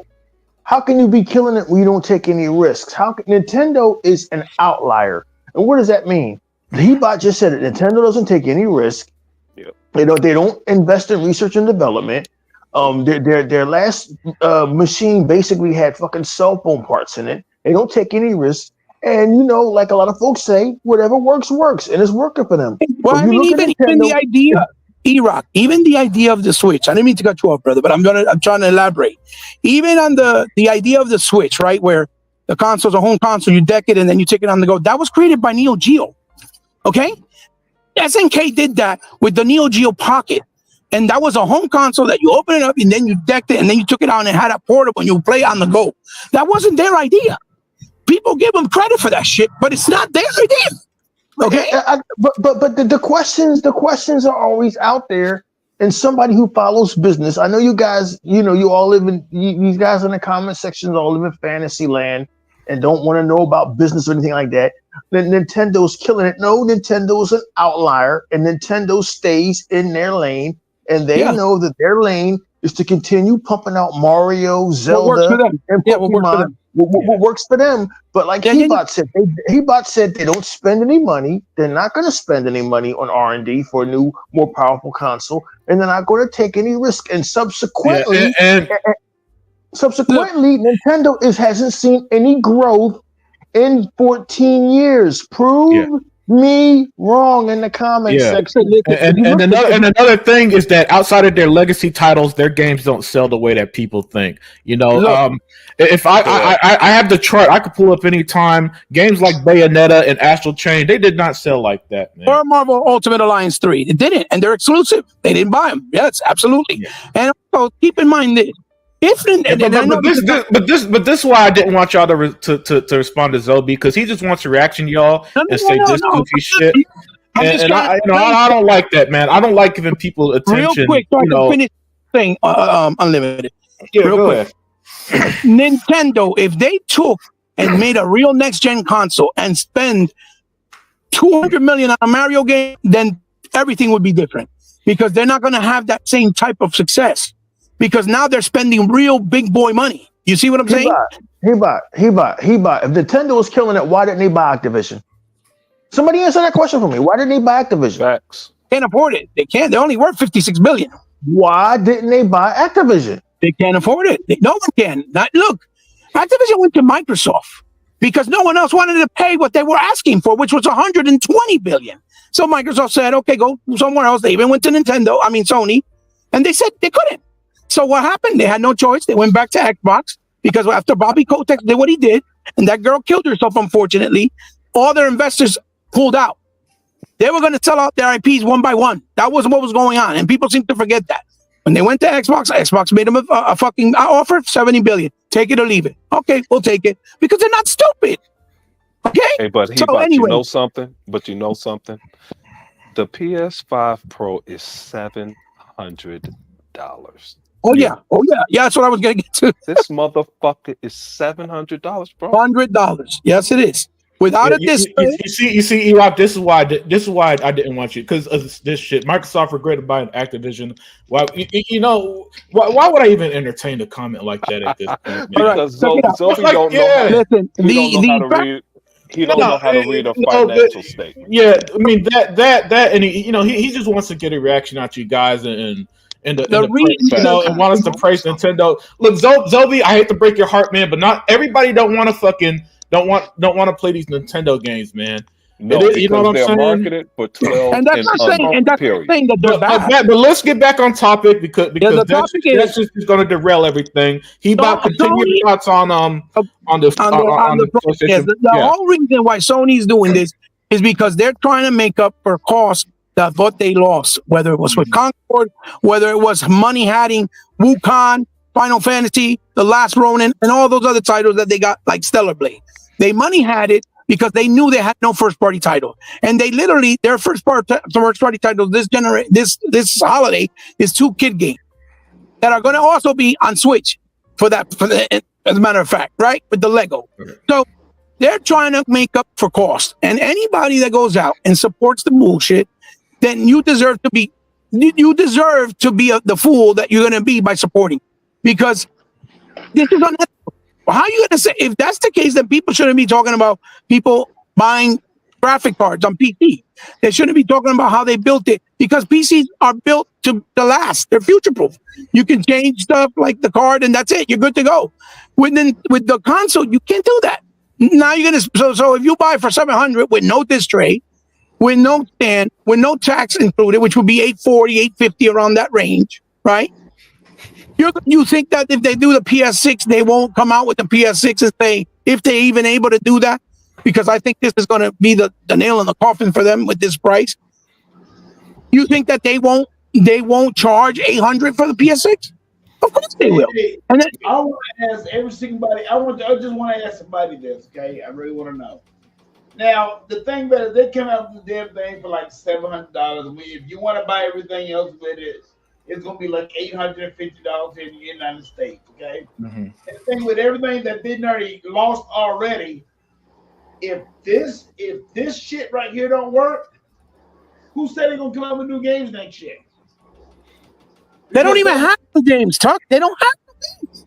Well, I'm just saying, they still have to come out with new games next year.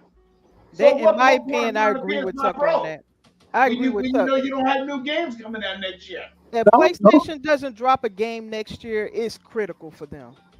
Well, it's a big deal. Well, Dia, what you forgot is Unlimited is looking forward to the Horizon Forbidden Lego game. Unlimited about that. Look, everybody's celebrating this PS5 Pro, right? And I'm surprised a lot of people are really angry and they're getting a backlash, which is great because it has over 120,000 dislikes on the actual video, right?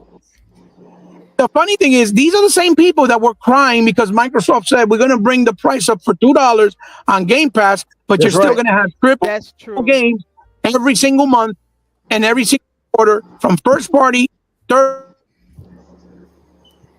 We're crying over a $2 increase monthly, which in a year is an equivalent of like $22 or some shit like that. There were the same ones crying when the Series X came out and they pushed back Halo to give them more time, and they said, why would you buy a console if they don't even have games? Even though we had Medium, even though we had Flight Simulator, though we had the Gunk. And you know what? They had Artful Escape, fucking Crossfire X. Even though we've had, Hi-Fi Rush, all these games that were exclusive, Redfall, Starfield, right? Even though those are all exclusives only to Xbox One, right? Or the Xbox Series X, rather. And that was the same people that were talking all this junk. Oh, that's too much money to buy something. There's no point. Just get an S or get a PC.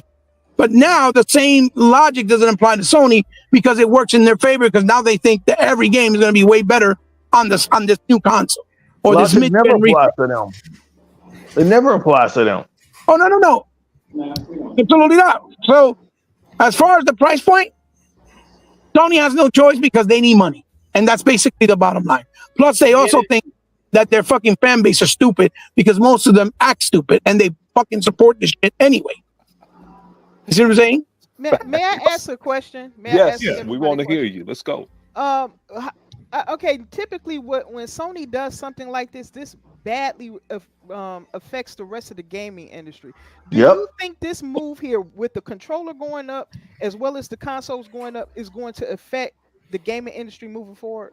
Yeah, well, Well, here's the thing. Daya. Let me answer it real quick, Hebot. Here's the thing, Daya. These companies are clearly pushing what they think they could get away with, and people like Cygnus aren't helping by proudly saying, "Yeah, I can't wait to drop my 700 on the PS5 Pro," and then justify it by saying, "Well, other items are expensive, so the PS5 Pro looking good." You know what I'm saying? So what's happening there is that they're going to hyper focus on people like Cygnus and these PlayStation fans who are prepping their dollars and getting their credit card ready to pay for the PS5 Pro, and then they're gonna pretend that the average consumer wants it, right? That the average consumer wants this, and then so when the scalpers buy the PS5 Pro this November, and the fanboys get their hands on it, and it has the initial sales burst when it first came out because it's new hardware. Everybody's going to be like, "See, I told you so, Unlimited. I told you so." And I'm going to say, "Hold on, don't let the initial sales steer you away from what the average consumer is going to spend money on. People are not going to buy this shit like that." You know what I'm saying? Dad, this is going to have an impact because it opens Pandora's box. Once you do it once, and you see that the media, the media doesn't react to it negatively. Right. Enough people may buy it or might have initial good sales. Well, that's all these companies need. Yeah, you know what I'm saying? Because I remember when phones first hit $1,000. Because I think the iPhone was the first one to do it, right? And Apple gets away with murder, but all it did was show Samsung and Motorola and all the other companies. Well, we could sell a high-end $1,000 phone now too. You know what I'm saying? So you're absolutely right. It's going to have an impact. They took out speakers. They took out the power cord. It made you buy everything separate. Even though you were paying like $1,000+ for their phones, right? Yeah. That's exactly the practice that will continue if they allow this at this very point in time.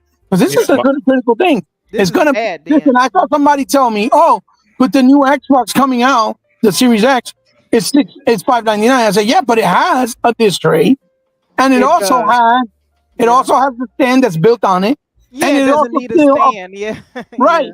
Plus, it's also a powerful stands because if you lay it sideways, it have the rubber knobs. Yeah, it has the little. And it's a limited edition console and all this other stuff. Right. It's terabytes. People trying to treat it like the 1-to-1 there, Hebot and Daya and Zing. But Microsoft built the shell with a stand. They didn't charge you for a stand. Yeah, they didn't. Yeah. You know what I'm saying? Because it's retarded. Why would you do that? Sony is because they need money. Like I said, they built it. They charge you for the stand separate, headphones separate, all this other shit separate. Controllers super expensive. They put technology that they don't even need and nobody asked for because they don't even utilize it. It's only maybe 1 or 2 games that do, right? So it's useless, right? And it kills the battery because of that as well. But stop. Everybody likes that blowing feature.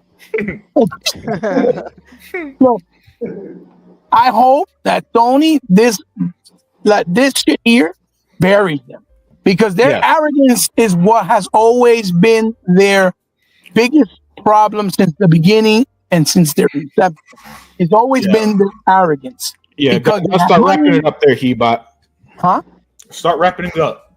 Yeah. Because they've had money in the past and they were able to mudsling, and then now because they don't have money, but they're still the darling that everybody keeps sucking on. With media and haters and the extreme fanboys, they'll pay for anything they give them. But once you see that it's not going to be that much of a difference, you're going to realize that all you did was waste your money. You're going to, because I guarantee you, I can't. You know what, Sebot? I can't wait for that denial. I cannot wait for that denial. When people realize they dropped Wasn't the whole time they were saying, "Oh no, the PS5 is better than the Xbox Series X. All the games run better." I was like, "No, they don't." It's because these developers are parroting because of the PlayStation, because it's the leading platform.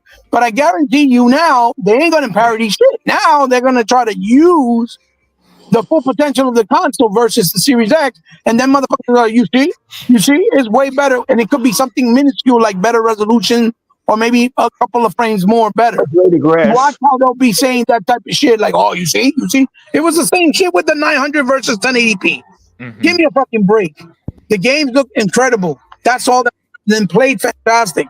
Okay, so that was also a fucking ploy that they did. This whole thing is a ruse. They're just rusing the entire fucking gaming industry and their fucking fan base because they don't think, they're stupid. And every time you tell them and point it out, all they, "Oh, you're just a hater. You're just a hater. You're just a hater." Yeah, You know, speaking negatively about your favorite consoles, not hating. Right. It wasn't hating when they were saying, "Oh, but $2 is too much money for Game Pass." Really? When you got games like Path of the Goddess, like fucking Flintlock, like fucking Indiana Jones, Stalker 2, all these games coming out back to back, Forza, Redfall, Starfield, and every other little one that comes out that are indie, that are quality, that's not worth the value. Star Trucker is big on PC. What's big on PC? That's Star Trucker. I Star don't know Truck, what Trucker. got some magic spell on people. People love that Star Truck. It's on Game Pass right now. People like variety. Yeah. Yeah. Hey man, Yeah. who is this dude that That's stole my name? Who is this Wolverine dude? Oh, Stole my name down here. Nah. Off top, the Master Food is so good. Yeah, no, Wolverine. He usually uses different usernames. Sometimes he's Batman: The Dark Knight. Other times he's like Jason Voorhees. Yeah, he switches up, man. And Mexican food is fire, dude. I wanted to get it tonight. Yeah.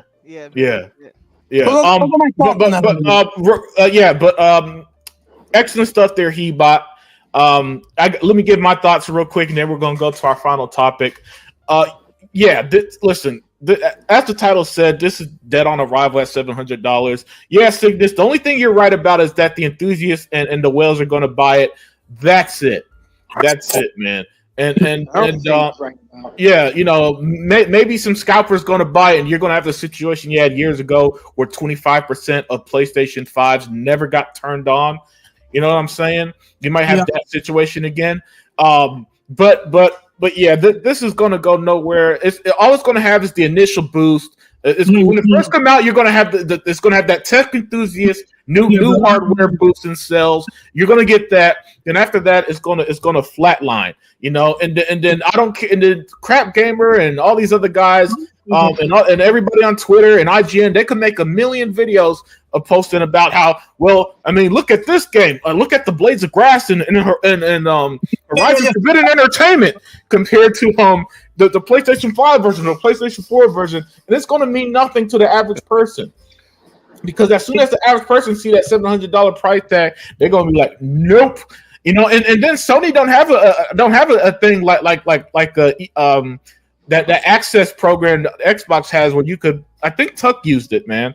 That access program on Xbox, I can't remember how it works. They don't got little stuff like that. It's called Xbox.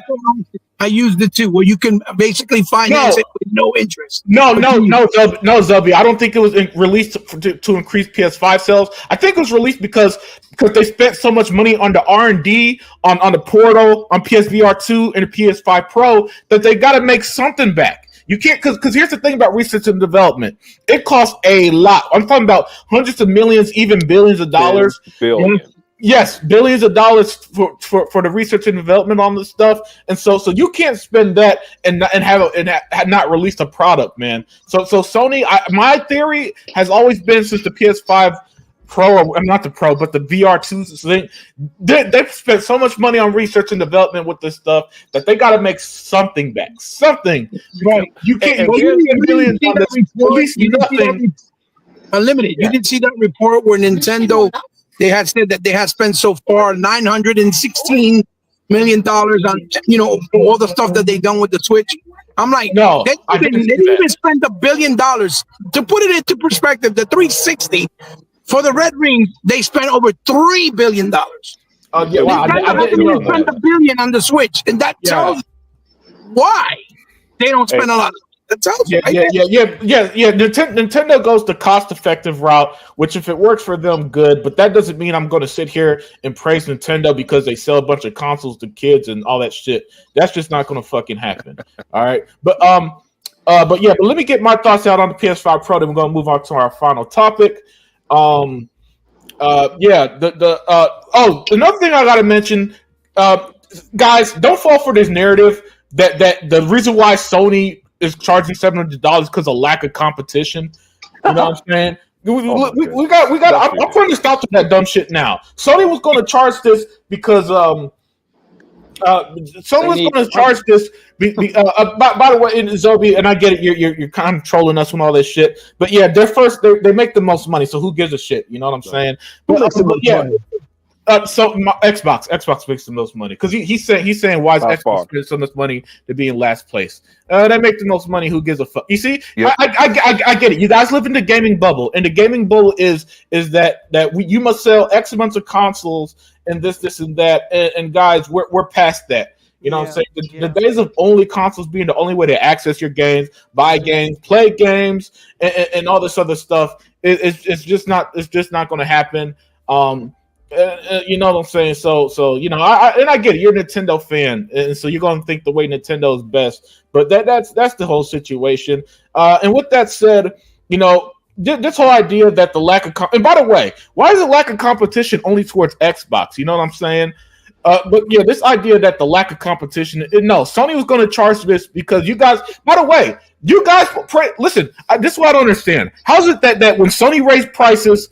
Y'all praised it. Y'all praised it when they raised the prices of the games, of the controller, of the service, and now that they charge Plus. PSN Plus. Now that they charge you $700, all of a sudden, well, this is the future we'll have, and get used to it. Now more Xbox games are coming to PlayStation. No, that's not how this shit works, man. All right. It is. I just found it hilarious that. And by the way, this is the shit that I be talking about. Where no matter, you could not get a PlayStation fanboy to blame Sony for nothing. Even when Sony is price gouging them out the ass, they will not do it. If that is as Erock says, Vaseline. I don't know what is, man. Yo, buying the Vaseline, losing themselves up, Sega man. And to get mad at Xbox because Sony fucked them. hey, Unlimited. Also, you have to couple what you're saying with this. You just said it in a little piece of your soliloquy there. You said Xbox games on PlayStation. We get them free. They have to pay $70 for yes, and 70% of that revenue goes to Xbox after they pay the $70. So yeah. Look, guys, these companies are trying to run a business. Yeah, these companies are trying to run a business at the end of the day, and I get it. I'm a fan of Xbox, so I'm gonna have that fan mentality. But at the end of the day, they're like, look, they're looking at what they got to do to keep growing and making money and stuff. And Sony's path is a destructive path because you can't keep charging consumers over these high prices over and over and over, giving them no games, nothing special or new, and thinking they keep doing it with their remasters. What was that, Hubot? They keep doing it with their remasters, isn't? Yeah. And they're selling that diminished returns. Coming out also this holiday as a remaster. Yeah, and they're sold at diminishing returns where they don't sell that well. They haven't sold nearly as close to the first time because it's the same game. Like what? Yeah. I think the only game they didn't remaster was Days Gone. But they even talk about doing a remaster of Horizon Zero Dawn 1. The first I'm getting a PlayStation when they remaster Haze. Haze or Mag, right? I'm getting a PS5 Pro. All right, guys. Yeah, but our final topic of the day, Sega Dreamcast came out 25 years ago. well, technically, in the U.S. it came out 99.99. One of the best marketing strategies they ever did. Because even 25 years later, I remember 99.99. Yes, that's how infectiously clever that was, right? Yep. So 25 years ago, the Sega Dreamcast release, arguably the greatest launch lineup ever in gaming history. Yeah. And a legendary console that even though it didn't succeed, which is why Sega isn't in the console space anymore, it left such an impact on those of us who owned it, played it, that I do want to go around to each member and give our thoughts on this and maybe give us what were our favorite games or our favorite memories to the Dreamcast. So I'm gonna start with you, Sega man, the guy whose name is literally Sega. Give me what was your thoughts on the Dreamcast? Your favorite game or favorite memory, whatever you want, anything you want to express about it. But keep it tight, guys. We can't do another hour of this. Well, man, as an owner of these systems, I own the black one and the white one of the Sega Dreamcast, the sports version, and the original white one that came out at launch. I got it when it came out at launch. My favorite game, one of my favorite games on the Dreamcast that I still own today, it looks better than some of these, even some of these next gen consoles games, is Soul Calibur. Yep. Yeah. Yep. Soul Calibur has stood the test of time with graphics, with beauty, Gameplay. sound, gameplay, everything. Like it says at the end when you beat it, the legend will never die. That game it's a legendary fighting game. It is phenomenally fantastic. It was one of the best. It was probably one of the best showpieces ever for a gaming console, especially for the Dreamcast. Facts. That game was phenomenal, bro. That was phenomenal.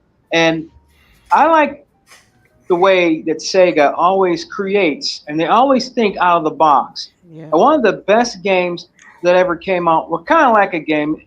It was called Seaman. Yeah. I still own this game. Yeah, and it's Leonard Nimoy as the narrator of how you hatch Seaman, and he becomes like your virtual pet. See, that's the thing. Dreamcast and Sega were always thinking out of the box. That game back then was before its time. That game was awesome. It was phenomenal. You had to feed him. You had to do stuff. You talked to him through the mic, different things like that. And it was phenomenal what they were using back then in the Dreamcast versus what you see today. So I'd say with those two games, there's a lot of games that are on there that were good, all the Street Fighters and all that. But Soul Calibur, to me, was the best fighting game at that time on there. And I would have to say its runner would be Dead or Alive 2. That was phenomenal. Dead or Alive 2 on the Dreamcast looked way better than the PlayStation 2 version. How do I know? Because I own them both. I own them both. And it looked way better. It played better. It was smoother on the Dreamcast than the PlayStation 2. Yep. But I'll have to say, guys, it was a great time for the Dreamcast back then. You know, with the virtual, with the little memory card that you could stick in there. You can also play mini games on that too, on the little virtual cards, the little cards you got. They were definitely thinking out of the box. It was a great system at the time. I'm pretty sure you guys will talk about the NFL 2K, which is still the best football game still today. It still beats Madden, in my opinion, with Terrell Owens on it, 2005, 2K5, But they just did a lot, guys, for the industry. The Dreamcast is awesome. It went away just too fast, man. But, hey, their last hurrah was a great hurrah. The Sega Dreamcast, bro. And your boy Sega Man still plays it and still owns it. And still owns like over 100 Sega Dreamcast games. Damn. Yeah. See, yeah. That's why I love Sega Man. He's a real collector, man. He's the real Dreamcast guy. Yeah. He is. Did Dreamcast guy even say anything about the? No, he does. He doesn't even know it's this. No. He doesn't even know Sega Dreamcast turned 25. He don't even take that name. It doesn't even make any sense. Shoot. But excellent stuff there, Sega man. Yeah, the Dreamcast, Soul Calibur was a legendary game, and I remember how it blew people minds away at the time, man. But Dea, I believe you even have history with the Sega Dreamcast. So let me get your thoughts on it. 25 years ago, 99.99, one of the greatest market employees ever. The Sega Dreamcast was launched here in the U.S. and it blew everyone away. Yes. Let me hear if you have any stories or any thoughts or whatever you want to express about the Dreamcast. Okay, I'll tell one story. First off, when I saw the Dreamcast, I thought, okay, it's like any other console at first. I was just a fan of Sega, so anything they came out with, I wanted. But when it wasn't until I brought the console home, I had the white one. I never got the black one. It wasn't until I brought it home. The game I picked, I'm a long-term fan of Resident Evil. So they had the one Resident Evil that was only ever launched on Veronica. Exactly, Veronica. right. So I was like, okay, I was such a huge fan of that franchise. I was like, not only on top of the other games, because he's Sega man already took Soul Calibur. I actually played a lot of Soul Calibur, but since he already addressed that, I'm just telling this story. But yeah, so what impressed me the most, and I'm just giving you my experience with it when I first realized how good the console was. You put the game in there and everything, and I'm playing the game like you would any other console. And then I realized I happened to look down, and that little memory card you slide into the controller, it had all this information on there about your Visual character, memory unit. everything. It was the most impressive thing. I sat there for the longest time looking at that. It told me my health, like when I was near something in danger. It was just unbelievable. It was unbelievable. And I realized how integrated it was with the controller, because before that, a controller was just a controller. It was just for moving and all that. But I found that the way Sega, this is where the innovation come into play, that I got so used to playing the game in a way of it became part of the game. Like, instead of just looking at the screen, I found myself looking down at the memory card in order to get certain information I could only get there.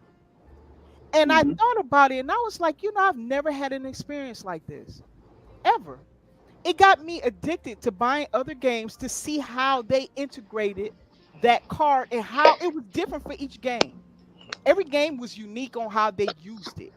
It wasn't the same. Like, it wasn't just always used to monitor health. In some cases, it wasn't used to do that at all.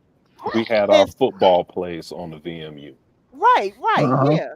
And so I guess what I'm trying to explain here for people who may have never played on the Dreamcast is how unique it was. In my opinion, it still is unique. I still haven't seen a console do quite what it did.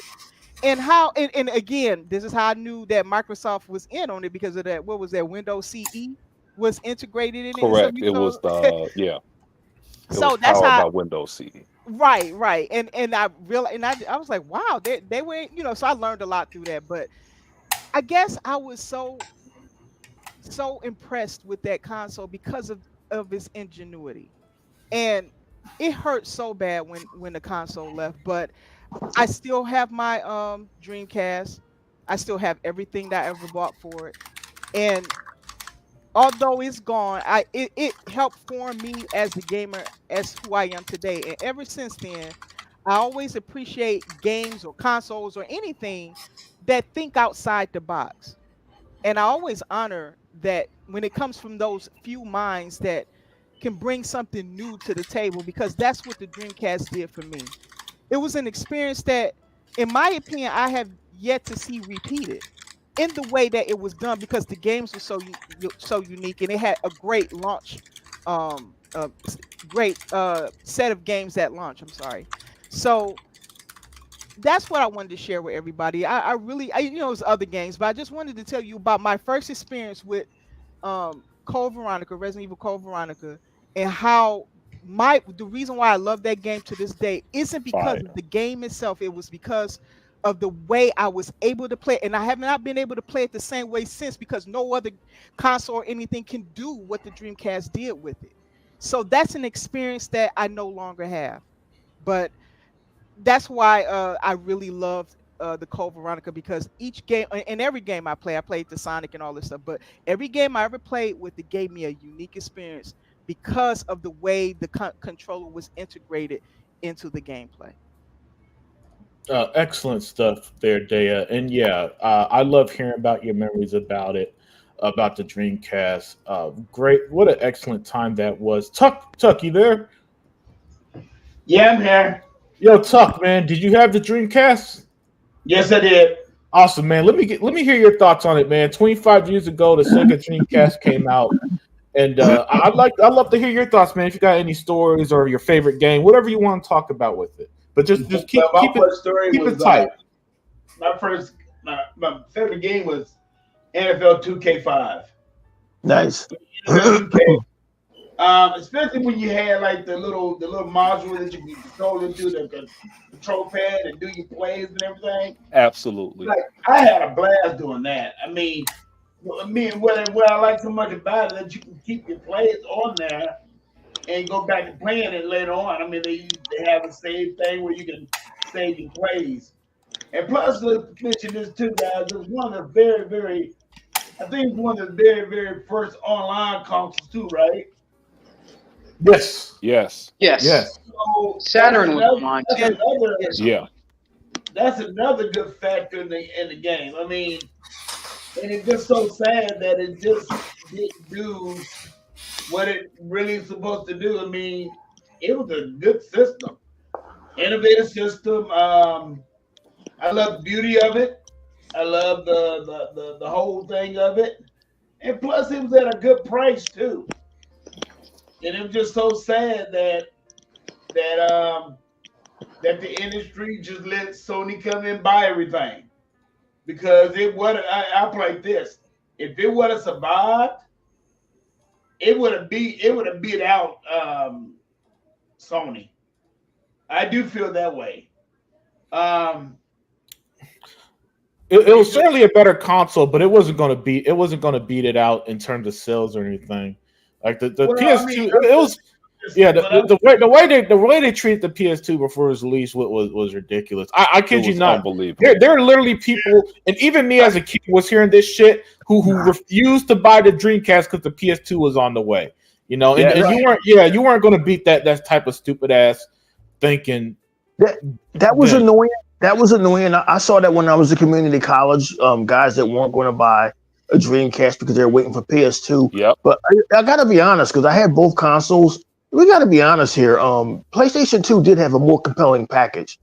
I mean, backwards compatibility, DVD. Most of us started our DVD collections because of PlayStation 2. Yes. It is what it is, man. I mean, Dreamcast was great, but I mean, they kind of shot themselves in the foot. But that's a whole nother story. But go on. They did start off with a lot on Ebot because I remember Tommy Tellerico and the other guy saying, "Oh, I'm going to wait for the PlayStation. It's going to have wireless broadband," and it didn't have that shit. You know, so they started offline up front. Well, of course. Yeah, but you know, Sony was going to eventually roll them up. I think it was because of the DVD player that was in it. DVD sold everything. It was people that bought it just because part of it. But that was part of it. But don't let's not overlook the fact that that PlayStation 1 audience that PlayStation 1 was a beast and it had a huge library. And when you give backwards compatibility in the machine, that was a compelling package. I mean, also, E-Rock, let me say this before Hebot jump in and say it. Madden shunned the Dreamcast. And it was only on the PlayStation, and then it was going to be on the PlayStation 2 as well. The thing hey, real quick, the Sega Saturn did beat them though in 2D fighting games. The PlayStation 1, it beat them hands down. The fighting games were way better on the Saturn than the PlayStation 1. They were. Right. But Tuck, you got anything else on before I move on? As far as I'm concerned, hey, matter of fact, I still got mine. Dude, that's awesome. The Dreamcast, I had it in the attic. I thought I threw the doggone thing away. It's still in my attic. Don't throw it away, brother. No, I boxed it up and everything. Give it to me, nigga. I'll take it. I boxed it up and everything and just kept it. I was like, man. But I didn't know that I had it in the attic. So Hey man, that's amazing. Yeah. That's amazing. You still have it after all these years. But E-Rock, man. Sega Dreamcast came out 25 years ago. What were you got anything you want to share about it? Whether it's a favorite game, a memory, anything about the Dreamcast. Yeah, my favorite memory of the Sega Dreamcast was actually walking into a fucking game store and giving them on 99.99 $1.99. Try that now. Yeah. Try that I shit. thought I had y'all beat, but you're correct. Try- That right there. Yeah. I mean, I was a community college of Philadelphia at the time, getting my degree in art history and graphic design, and I couldn't work and go to school at the same time. So what happens is when you go to college, I think every semester or twice a semester that you get a refund on your student loan. So with that refund, man, I would get my books or whatever, or get some clothes. Got to stay fresh and $199, man, $200 for a new console with that kind of horsepower. And I'll always remember walking up into, I think it was GameStop back then. I think Electronic GameStop boutiques. or Electronic Boutique, yeah, and giving them $199, and you had money left over to get the games because the games were $34.99. And I bought, $34.99. E-Rock remembered all of this bullshit. I mean, that's why I want this discussion, because of stuff like that. When me, Hebot and Sega Man tell you, some of these clowns in the comment section, we would never talk about games. Well, you must have missed our last fucking 275 podcasts over the last 4 years, because we did a Sega Dreamcast show. We were there. We were around for a lot longer than a lot of you guys. Just because we like Xbox, that's what we migrated to. We're not mindless zombies. We had all of these consoles, but I remember that clearly, man. Had a lot of games for it, man. I don't want to sit here and go through the whole lineup, but the reason why I bought the Sega Dreamcast after being so disappointed with Sega after buying the 32X, and I could not afford the Saturn, so I completely missed out on that. I had a PlayStation. I had a PlayStation 1 back in 96 and 97. The PlayStation 1 was a beast. Let's keep it honest. Let's keep it a buck. I had a PS1. The PS1 was fucking awesome. But what brought me back to the Dreamcast was, back then, we had the video game magazines, Game Pro magazine and Insight, EGM, and I saw Soul Calibur, and that was it. First of all, it was a sequel to one of PlayStation's greatest games, Soul Blade. So I was already bought in, because Soul Blade to this day is amazing. But Dreamcast was just unbelievable. It was a console so impressive that when Steven Spielberg saw it at E3 1999, he was like, wow. He saw NFL 2K and he was like, wow. I bought the football game. I bought Soul Calibur. I bought Sonic Adventure, and my sister had came over, and she was watching me play NFL 2K, and she was like, wow, there's breath coming out of the mouths of little football guys when it was snowing.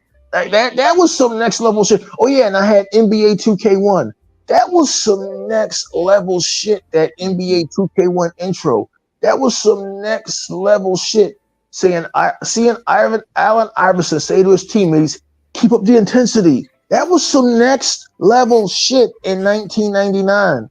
And so, man, those are my memories of the Sega Dreamcast, man. An incredible system, going too soon, just amazing. And again, being able to walk into a game store and buy a console for $200. Where the fuck did those days go? Yeah. Well, I was too young to even experience that fucking cheap of a console. But Zinc, did you own a Dreamcast? Bro, look. Hey, let me go with some bullshit first. I was understanding a whole lot of things, and this is after graduating college. So I told my uncle, I said, I want you to put $1,000 on Sega in the market. And I had my painting company was really good. So at that time, so I said, I want to put $1,000 on them. I would have put $18,000 on them, but this other company didn't pay me on time. So, and this is before the Dreamcast, right before the Dreamcast was about to drop. He said, no, we have a representative in Japan, and they said Sega is about to go out of business. I said, put this on them anyway.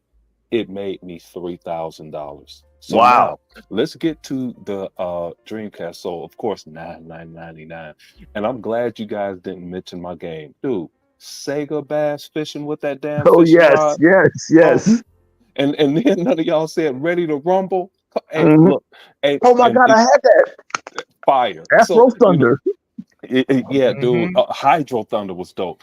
So and the thing was then Tommy Tallarico and his boys. Oh, I'm not going to even get a Dreamcast. It was already the snowball was forming, dude, and they were already ready to crush Sega, but Sega didn't anticipate all of us buying that console day one, so they didn't manufacture that many. So when it came to that everyone wanted it, now they tried to ramp up sales, but it was too late. They Yeah. missed their window.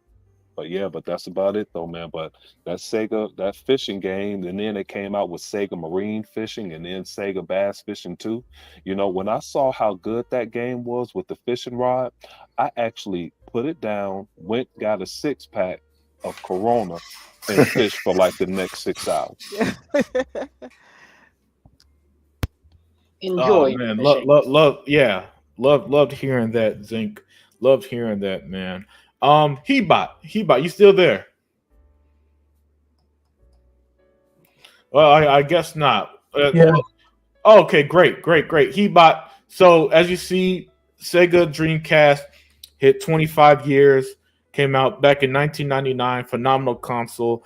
I'd just like to hear a quick story. It could be story, a favorite game, whatever you want to share about the Dreamcast. In 1,000 words or less, Hebot. That's not possible. That was me and Wow. bittersweet.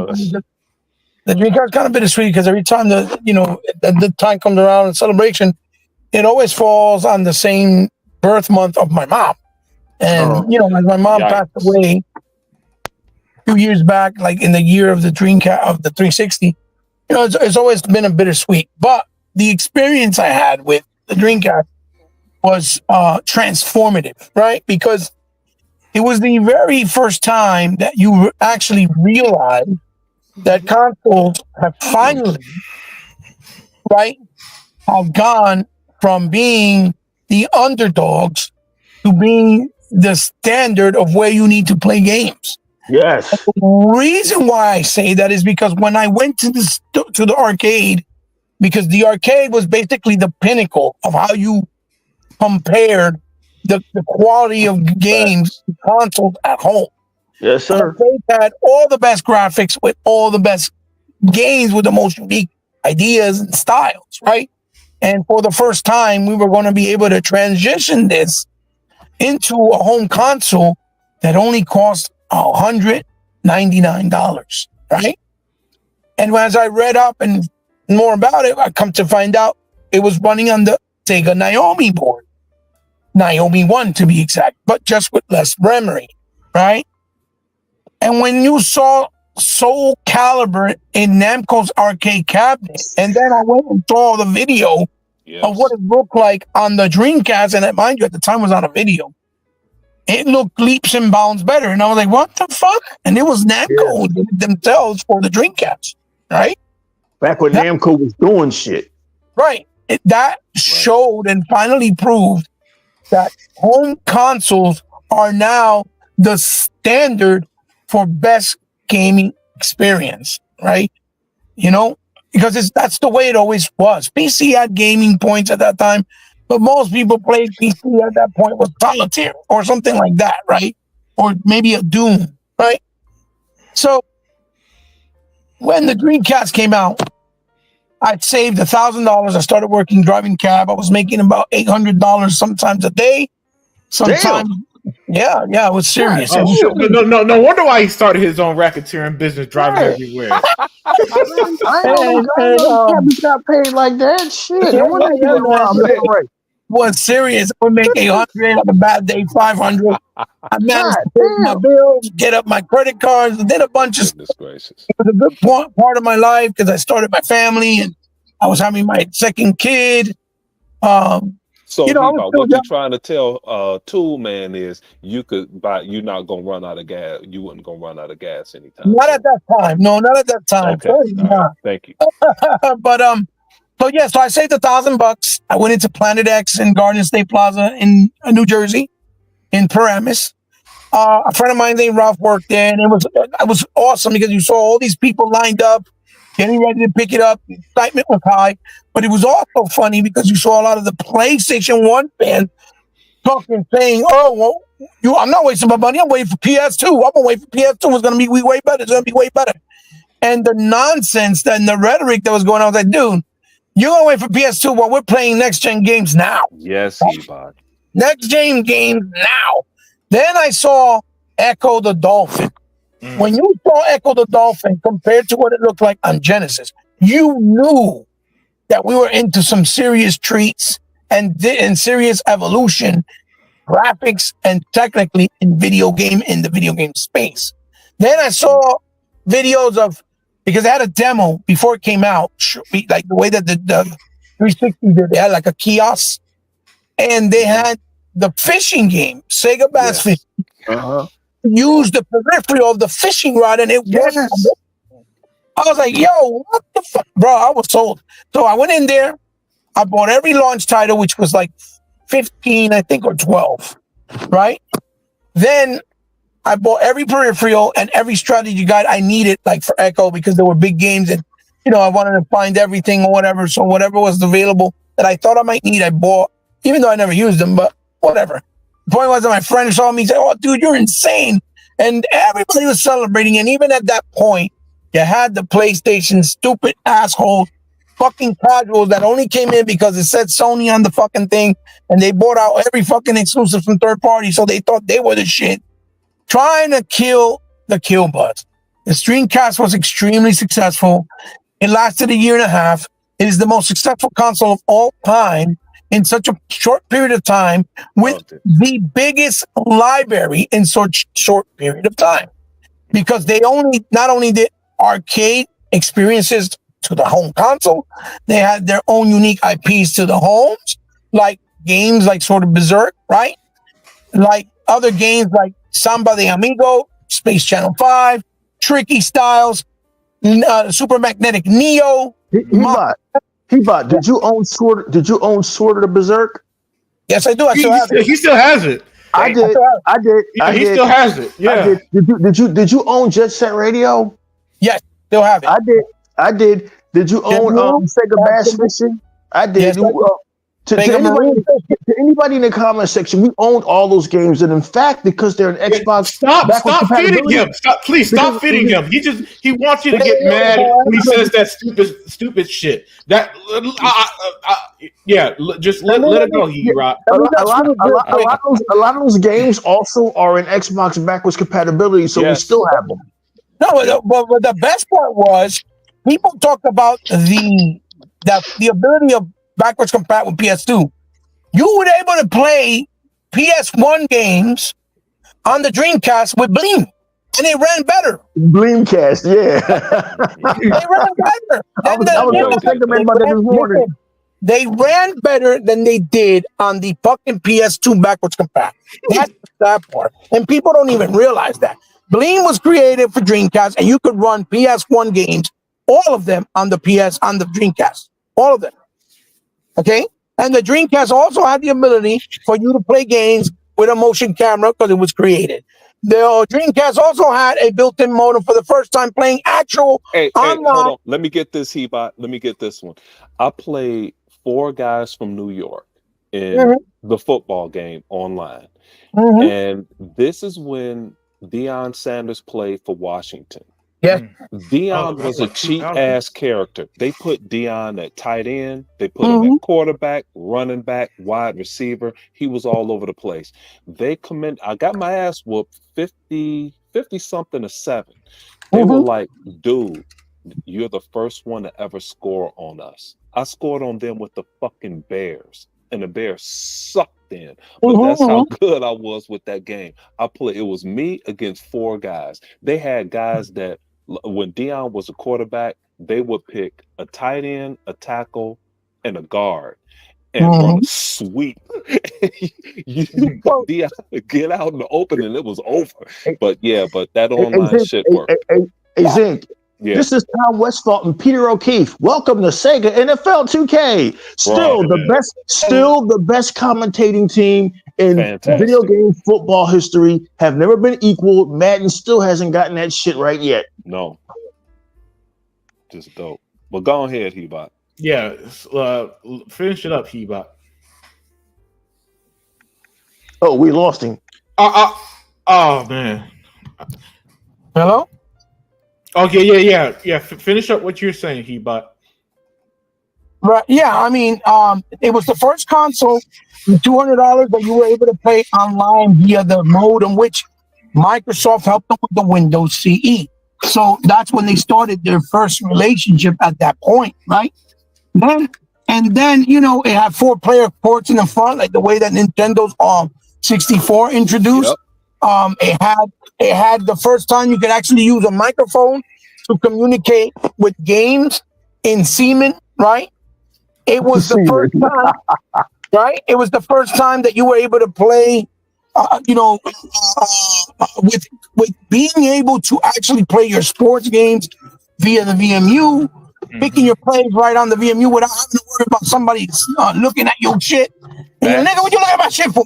You know what I mean? Which was a big fucking deal. And I'm surprised no one ever has tried to bring that back, because that was a big deal. It was a big deal. It was the first time that we were able to have actual, like really high quality Rumble with Rumble packs that you can buy and slide it in, right? Yes. Because the 64 had to put in, but you also had, but it wasn't as I guess as good. It was like in its infancy. It was so many things, so many big titles. And like I said earlier, when I did my rant or talking about with the PS7, Pro situation, and then, Sony immediately says the first thing they started doing is they showed a schematic saying, oh yeah, it's going to have a DVD player and it's going to be 3 times more powerful, right? And even Peter Moore came out and said that they started going around to developers that actually were making games for Dreamcast and put fear-mongering them and paid them off, saying that it wouldn't last long because it didn't have enough mirroring built in the console, right? Peter Moore himself said this, right? And that's why he don't like Sony. He doesn't like Sony, and he it's because he said holds a grudge against Sony to this day because of that shit. Well, yeah, he don't like them. He said they're fucking garbage. But not keeping in mind that the Dreamcast had the other slot on the other side that you would be able to add more memory, and you were even able to add a DVD player to make it a DVD player. So they added that expansion after the fact as well. You didn't have to wait to get a PlayStation 2, right? But that was a big deal back then because that was the first time movie formats were on DVD for the first time in quote unquote high resolution, right? So the Dreamcast was probably one of the best and most important point in gaming history, because it's what moved everything forward to having high quality consoles at home, better than arcades. It did it so much so that the arcades pretty much died out because of that, right? Because nobody was going to the arcades. Oh, man, that was terrible. Yep. And it was a sad thing because the arcades were great. Yeah. But that's how much impact it had in the industry, the Dreamcast, right? So, the fact that at that point, now everybody acts like, oh, we love it, we love Dreamcast, it's great. But at that time, okay, because I still have pictures of forums that were talking shit about Dreamcast and versus Sony, right? Because they were Sony fans. I still have proof of those shit in forums that people took pictures talking shit, putting middle fingers in game stores because of the Dreamcast, right? Because it was shitting on everything, right? But I said earlier, even now when you go look at Dead or Alive, Ferrari F-150, they still are better quality than the PS2. Ferrari F-150. That's right. 60 frames at that point. The PS2 versions didn't have 60 frames. You see? because the PS2 Hey, architecture was Bebop, not built. before Unlimited in the show, I So hate it's that not you for did me, that it's about your mom, because dude, that really made me feel bad. I'm gonna Well, it's the change facts. that one up, huh? It's the truth. I'm not gonna sit here I and lie. know, dude, and you know that gets at me a little bit. I just went to see a girl because her dad was dying for my sister that couldn't make it there. She's in Wisconsin and she can't get here to the weekend, so I went in her stead. And you know, I think about that Dreamcast a lot. I was moving at the time. Yeah. I had a new kid on the way, and I dropped my TV on my Dreamcast. And I looked at that Dreamcast, dude.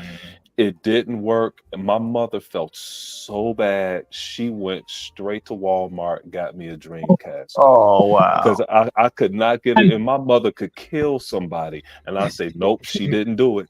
You know, hey ma, let's go get some meat. Listen, You know, only mothers would do that type of action. Only a mother can, without a shadow of a doubt. And how second guess, you know, that's a beautiful little story as well. So, you know, just to end it all, basically, the Dreamcast is more important than people give it credit. Now people want to act like they care. I'm not saying that all of the people are fraud, but I know a lot of them are. Like Dreamcast guy, he calls himself Dreamcast guy. He didn't even do a video about Dreamcast. Not showing a video with his collection for Dreamcast or past. You don't have a collection. He did nothing. Facts. He did nothing. Okay. So he was busy talking about how the PS4 Pro and how Astrobot was the shit. That's what he was doing, or Xbox is done. And whatever the fuck other videos he does. He does like 20 videos a week talking about Xbox anyway. A week, 20 videos, 200 videos a day about Xbox. Yeah, it almost feels right. So all I'm saying is that no one should ever that the Sega Dreamcast was the most important part of the evolution of gaming that we have today. We have Hellblade type of graphics and flight simulator type of technology because of Sega Dreamcast, and that's just the facts. No one can deny that. Okay, Facts. it's not. We have the option. We have the option of Seamus Blackley convincing Bill Gates to make us an Xbox because we had already participated with the operating system being Windows CE on it. Absolutely, That's right. And the first Xbox was being talked about with Sega, but they chose not to. Was supposed to be Dreamcast 2. But when they didn't want to do it because, you know, they wanted to sell in, we don't want to look like we're selling, I guess, to an American company, whatever the case was, that's when Peter Moore said, okay, then let's do a deal. Let's do a 12-game deal. And that's why you saw all those games on the OG, like Gun Valve, House of the Dead 3, Crazy Taxi 3, Jet Set Radio Future, Headhunter, Shenmue 2 remastered or re-release, right? We saw all those titles like Otagi 1 and 2. And to this day, they're still exclusive, like Panzer Dragoon Ortha, because they were encouraged to make that Dreamcast 2. The OG was supposed to be the original Dreamcast 2. That was what it was going to be. But they didn't take the deal, but they made that deal for the games to be exclusive. So the Dreamcast, like I said again, is the most pivotal part in gaming. Because yes, Neo Geo did it years before, but they did it at a time where no one was able or ready to pay $800 for the console and $250 for the games. Crazy. No one was ready. The Dreamcast did it, but they did it at an affordable price. The entry point was incredible and unbelievable, which you saw work for the Nintendo Wii when it was $199 too, right? But it wasn't as powerful, obviously. So y'all better put the respect on that name. The Dreamcast is a most pivotal and most important console in gaming history. Whether y'all want to accept it or not, it was not. I mean, great stuff there. Sorry to cut you off, but you know, great stuff. But you know, we're going to wrap it up here. All right. Well, let me just say one last thing. The only thing that you can compare. Wait, how long is this one last thing? Because one last thing to you, I don't know if that means 5 minutes or 30 minutes. It's going to be less than 1,000 words. The thing that you can give credit to somebody else that was a pivotal point, other than Sega Dreamcast, would be the Nintendo Entertainment System, because they basically saved gaming by lying. Yes. Yes. when they had the gaming crash with Atari back then, and that's it. It was ColecoVision that Yeah, crashed gaming. yeah. Well, it was Atari too with the fucking not having that ET. fucking. Yeah. They didn't have. They had a lot of shovelware with no Yeah. quality. Yeah. None. Yeah, I'm done. You started Excellent. me with something like, sorry. Yeah. Listen, next time when we do the 30th anniversary celebration of the Dreamcast, I got to remember to do a whole separate show so Hebot could just speak his mind. Yeah. Because I don't even know what to say anymore after he said all that. I know. He went over the whole history and everything. Yeah, no, but all jokes aside, being a Sega kid and my parents with their my parents always had the mentality of Unlimited, you weren't even born yet. Yeah. Yeah, I was playing games in the womb, but no, seriously though, being a Sega kid growing up, and my parents, they always had the mentality of I rather I be at home gaming, doing my thing instead of out in the streets, Facts. right? So when I asked my parents, to get now, I didn't get the Sega Dreamcast day one because again I was a kid at the time, right? But I did get it later that Christmas, man. And it's a console that to this day, it's probably my dad's favorite console because we used to play Tetris together on it. You know what I'm saying? Nice. We used to play Tetris, and that was his game. So I got the memory with my dad with that. Me and my brother in the sports games, and he, we loved the 2K games then. And then for me personally, I always loved games like Power Stone and Jet Grind Radio, which we all call it Jet Set Radio now because I think that's what it's called in Japan and kind of what it is referred to now. But it was called Jet Grind Radio at the time. You know what I'm saying? And man, it was in the Dreamcast, and what Sega and Dreamcast kind of did for me personally, it's why you tend to find me when I praise a game, I'm praising the gameplay or how fun it is or how much fun I had with it, more so than the technical aspects. And it's why I don't watch Digital Foundry. And you could, in the same way that's as Hebot just said a minute ago, this Sega Dreamcast was the most important console for modern gaming. It's the most important for how I am as a gamer and why I care so much about games being fun more so than and why I bash the boring Sony games, right? It's because they had so many just fun, amazing games that even as a kid just had me swamped. Soul Calibur, like Sega Man mentioned earlier, was brilliant. I remember being blown away by Sonic Adventure, because as a huge Sonic fan, seeing it in 3D to that extent, and by the way, that was during the era of generational leaps too. Right, so going from the being one of being literally the only kid on the block with the Saturn to the Dreamcast, right? Yeah. When I first saw that and saw Sega and saw Sonic Adventure, being a huge Sonic fan, and that just it blew my mind. You know what I'm saying? And stuff like that is the type of impact that the Dreamcast had, and it's why and then as I got older in my late teens, early 20s, I had a retro game phase. For those who don't know, if I never would have lost my original collection, I would have been like Sega Man, making videos. And now I didn't own 100 Sega Dreamcast games. You made up for it, Unlimited. We see your collection. Yeah. And a lot of that is because Ready to Rumble 1 and 2 with Afro Thunder as B-Rock mentioned. Yeah, you know what I'm saying? Now C-Man, I didn't play C-Man. That game kind of freaked me out. I'm not going to lie. That game was weird to me. I used to think that game was too weird for me. But he bought on some bullshit. Yeah. Virtual pet. That's what it was. Yeah, man. Yes, but Space Channel 5, I played all them games, man. And so that's why I want to talk about it today. Because I think a lot of us at our core, we all started on Sega, or our favorite console was Sega at some point, and then the evolution to where it is now, man. It really Unlimited. Ours was Pong, bro. Yeah. That's right. I be forgetting Zink was there at the dawn of gaming, man. Zink was the first, was up there when the first. I'm not that old. Yeah, but now all jokes aside, man.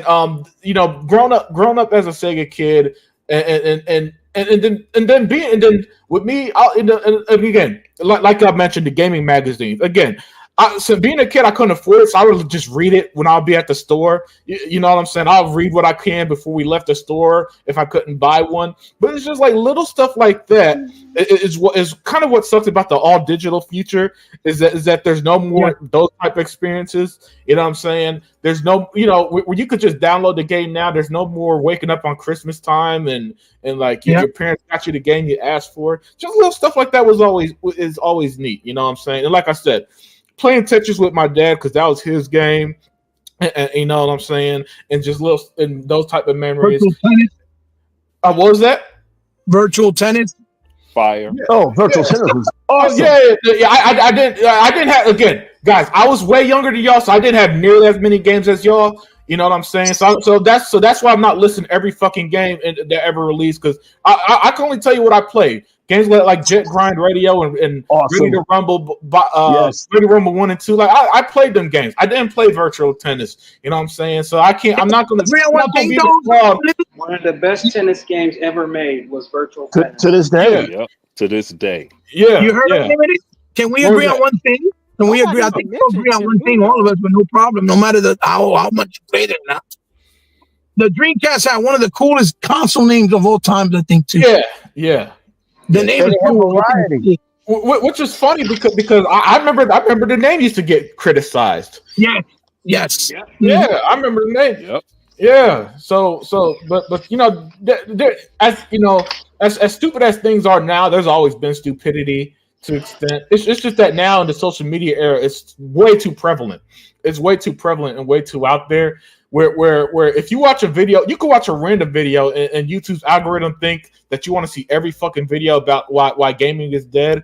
That's the type of shit I can't stand. But with that said, guys, thank you for joining today's show. I know it was a super long edition, but there's a lot to talk about. And we had 7 panel members, so we all had to speak our mind and get it out there. But I got one last thing. Yeah, one last thing. And this is a shot at Sega Man. Hey, Sega Man, I got a notice today, an email that Gears E-Day shirt was out. Yeah. I bought that bitch today. Wow. Oh, nice. I gotta get mine. I gotta get mine. Oh, right, nice. go ahead. Well, with that said, guys, everybody, enjoy the rest of your week. Chat, y'all were fantastic today. As always, we'll talk to you guys next time, and we are out. Peace. Peace.